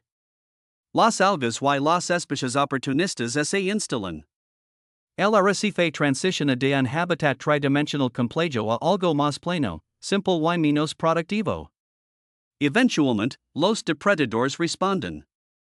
Algunos peces se especializan en alimentarse de estrellas de mar, dándoles la vuelta para exponer superficies vulnerables. Las enfermedades se propagan más fácilmente a través de poblaciones densas de estrellas de mar. La comida se agota. El brote colapsa, pero el arrecife no se reinicia automáticamente. El daño persiste. Esta recuperación retrasada es parte porque los brotes de estrellas de mar son tan impactantes. Actúan más rápido de lo que los arrecifes pueden reconstruirse. El desequilibrio entre la destrucción y la regeneración crea un cambio a largo plazo. Sin embargo, en sistemas equilibrados, las estrellas de mar juegan un papel crítico. Impiden que los moluscos monopolicen el espacio. Mantienen la diversidad al eliminar especies dominantes. Abren parches para un nuevo crecimiento. A densidades moderadas, su alimentación crea oportunidades en lugar de devastación. El problema no son las estrellas de mar. Es la escala. Cuando los números se mantienen bajo control, la estrella de mar es un regulador lento, manteniendo los ecosistemas flexibles. Cuando los números explotan, se convierte en una fuerza geológica, remodelando los arrecifes de la misma manera que las tormentas remodelan las costas. A medida que el evento de alimentación continua, las estrellas de mar individuales terminan sus comidas y se mueven, dejando caparazones vacíos atrás. Otras ocupan su lugar. La pila se desplaza lentamente, los brazos levantándose y asentándose, los pies tubulares soltando y agarrando. No hay centro, no hay líder, solo movimiento distribuido entre muchos cuerpos. Eventualmente, cuando el lecho ha desaparecido, las estrellas de mar se dispersan. Algunos se desplazan en nuevos lugares de alimentación. Otros se quedan sin recursos. Las larvas liberadas anteriormente pueden asentarse en otros sitios, continuando así el ciclo. El arrecife permanece alterado, más silencioso y plano. La recuperación dependerá de las corrientes, la larva y el tiempo. Al final, las estrellas de mar nos recuerdan que la depredación no siempre liga con rapidez o espectáculo. A veces se presenta con paciencia, multiplicada por números, aprovechando el simple hecho de que no todo puede escapar del peligro. En el fondo del mar, donde escapar no siempre es posible, la supervivencia no se trata de correr más rápido. Se trata de no convertirse en aquello que no puede moverse cuando el depredador más lento del ecosistema decide avanzar. La columna de agua parece vacía al principio, un vasto corredor azul sin movimiento obvio. Pero esa vacuidad es engañosa. No está tranquila. Está cargada. La presión se acumula de manera invisible mientras los músculos y el impulso se acercan desde más allá de la vista. No se acercan desde los bordes como un depredador emboscador, sino que llegan de frente, lo suficientemente rápido como para darle el agua misma. Cuando los ataques entran en escena, no anuncian su presencia con sigilo o paciencia. Los llegan como una fuerza. Un banco de peces pequeños flota en medio del agua, organizados de manera laxa, con los cuerpos alineados lo suficiente como para compartir información sin sacrificar la libertad. Esta formación trabaja contra los depredadores que dependen de la sorpresa o la confusión. Ofrece una advertencia temprana. Permite una dispersión rápida. Sin embargo, contra los ataques, falla de manera catastrófica. La primera señal de peligro no es una sombra o un giro repentino, sino una ola de presión. El agua se comprime. La luz se fractura. Luego, el banco de donde hacia afuera mientras las franjas platitas atraviesan el centro a toda velocidad. Los ataques no son depredadores emboscadores.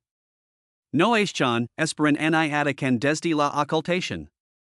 Son misiles de resistencia diseñados para convertir oxígeno, músculo y tiempo en velocidad sostenida. Mientras que muchos depredadores marinos se especializan en explosiones cortas, los ataques se especializan en negarse desacelerar. Sus cacerías no son momentos. Son precisos. A medida que los ataques se acercan, no apuntan a individuos. Apuntan a la estructura. Un banco de peces cohesionado depende de la alineación, el espaciamiento y la respuesta sincronizada. Los ataques rompen esas reglas deliberadamente. En lugar de rodear o agruparse, atraviesan directamente, dividiendo el banco en fragmentos que comienzan a comportarse de manera independiente. El pánico reemplaza la coordinación. Una vez que comienza la fragmentación, la defensa más efectiva de la presa se derrumba. El banco de ataques se mueve como una unidad, pero no como una formación compacta. Los individuos se separan ligeramente, desfasados entre sí, permitiendo que cada uno aproveche las aperturas creadas por los demás. Un ataque acelera a través de la masa, obligando a la presa a dispersarse. Otro lo sigue a través de la brecha milisegundos después, aprovechando la interrupción. Este efecto en cascada se acumula rápidamente. Cada ataque facilita el siguiente. La física de esta estrategia está escrita en el cuerpo del atacante. La forma aerodinámica, similar a un torpedo, minimiza la resistencia a velocidad de crucero, no solo en el máximo sprint. A diferencia de los depredadores emboscadores que dependen de una única contracción explosiva, los ataques operan en un régimen donde la eficiencia importa a lo largo de minutos, no de segundos. Su rígida cola en forma de media luna oscila con un movimiento lateral mínimo, convirtiendo el esfuerzo muscular en empuje hacia adelante en lugar de turbulencia desperdiciada. Su piel también contribuye. Estructuras microscópicas reducen la fricción gestionando las capas de agua a lo largo de la superficie del cuerpo. Incluso pequeñas reducciones en la resistencia se traducen en enormes ahorros de energía durante largas persecuciones. En términos prácticos, esto significa que un atacante puede perseguir más tiempo, recuperarse más rápido y repetir el proceso con menos penalización metabólica de lo que la mayoría de las especies de presa pueden tolerar. Esta ventaja se vuelve abrumadora cuando se combina con su fisiología interna. Algunos ataques poseen sistemas de retención de calor especializados que permiten que sus músculos natatorios permanezcan más cálidos que el agua circundante. Esto no es una calidez completa, pero es suficiente. Los músculos más cálidos se contraen más rápido y generan más potencia por unidad de oxígeno. En aguas frías o templadas, esta diferencia amplía la brecha de rendimiento entre depredador y presa con cada segundo de persecución. El resultado es una presión implacable. Los peces presas se ven obligados a mantener velocidades explosivas muy por encima de lo que su fisiología puede sostener. Se acumula ácido láctico. La coordinación se degrada. El tiempo de reacción se ralentiza. Incluso antes de que un ataque ataque. El agotamiento comienza a hacer el trabajo. A medida que la cacería se intensifica, el campo visual se llena de movimiento. Los atens atraviesan el agua como si fueran metal pulido. Sus cuerpos apenas se flexionan, con los ojos fijos hacia adelante. Los bancos de presa se comprimen instintivamente, luego se rompen nuevamente bajo impactos repetidos. Cada paso desencadena una reacción en cadena. Un ataque en un board envía una sacudida a través de todo el banco, causando colisiones internas, giros desalinidos y detenciones súbitas. Pex que estarían a salvo en un grupo cohesionado se encuentran aislados por el caos. A diferencia de los depredadores que agripan, los atens no intentan preservar la densidad de la presa. Arma la colapsar. La fragmentación crea objetivos vulnerables más rápido de lo que la presa puede reagruparse. Una vez que un pez se separa del banco, sus probabilidades can drásticamente. Los atens no necesitan superar a cada individuo. Solo necesitan mantener el sistema inestable. Este enfoque se escala. Cuando los atens cazan en grandes grupos, el efecto se multiplica. Varios bancos de atens pueden converger sobre una sola agregación de presa, atacando desde diferentes ángulos, empujando a la presa hacia arriba o hacia afuera en zonas donde las opciones de escape se reducen. El agua se convierte en una trampa tridimensional, delimitada no por la geografía, sino por la velocidad. El mundo sensorial de un aten está ajustado para este entorno. Su visión está adaptada para detectar altos contrastes en aguas azules, lo que les permite seguir a presas de rápido movimiento contra un fondo brillante. Su sistema de línea lateral detecta cambios de presión y turbulencia, ayudándoles a percibir el movimiento de cuerpos cercanos incluso cuando la claridad visual disminuye. En una pelea a alta velocidad, estas entradas permiten a los atens ajustar trayectorias en tiempo real, evitando colisiones mientras se mantienen enfocados en sus objetivos. Desde la perspectiva elevada, el ataque se siente menos como ser cazado y más como quedar atrapado en un fallo mecánico. No hay un único depredador al que rastrear, ni hay una dirección clara del peligro. La amenaza liga de frente, de atrás, de arriba, todo a velocidades que borran el tiempo de reacción. La supervivencia se convierte en cuestión de azar más que de estrategia. A medida que la alimentación avanza, el sistema se alimenta de sí mismo. El pánico genera errores. Los errores producen aislamiento. El aislamiento provoca muertes. Cada golpe exitoso desestabiliza aún más a las presas restantes, aumentando la probabilidad del siguiente. Este ciclo de retroalimentación positiva explica por qué los eventos de alimentación de atens pueden despojar a escuelas enteras en cuestión de minutos. Sin embargo, incluso en esta aparente locura, hay control. Los atens no emplean su máximo esfuerzo de manera continua. Modulan su velocidad, alternando entre pasadas de alta velocidad y un nado eficiente. Este ritmo les permite mantener la caza durante más tiempo del que sus presas pueden sostener la huida. El océano, tan vasto como es, no ofrece refugio ante la resistencia. Cuando la densidad de presas finalmente se por debajo de un umbral crítico, la caza se disipa. Los atens disminuyen la velocidad. Su formación se afloja. El agua es clara, dejando solo escamas flotantes y supervivientes dispersos que se reagrupan tras el suceso. Lo que queda no es solo evidencia de depredación, sino de una filosofía de destino moldeada por la evolución. No sorprendas a tu presa. Sobrevívala. Los atens ocupan un papel ecológico único gracias a esta estrategia. No son especialistas confinados a condiciones estrechas. Son reguladores móviles capaces de remodelar poblaciones de presas a lo largo de enormes distancias. Sus migraciones conectan ecosistemas, transfiriendo energía de zonas de alimentación productivas a aguas distantes. Donde desaparecen, la dinámica de las presas cambia, a menudo de maneras impredecibles, porque pocos depredadores pueden replicar su combinación de velocidad, resistencia y eficiencia. Visto de esta manera, las franjas platidas a través del agua azul no son solo momentos de violencia. Son expresiones de una larga negociación evolutiva entre la física, la fisiología y la supervivencia. Los satans no ganan siendo astutos. Ganan siendo inevitables.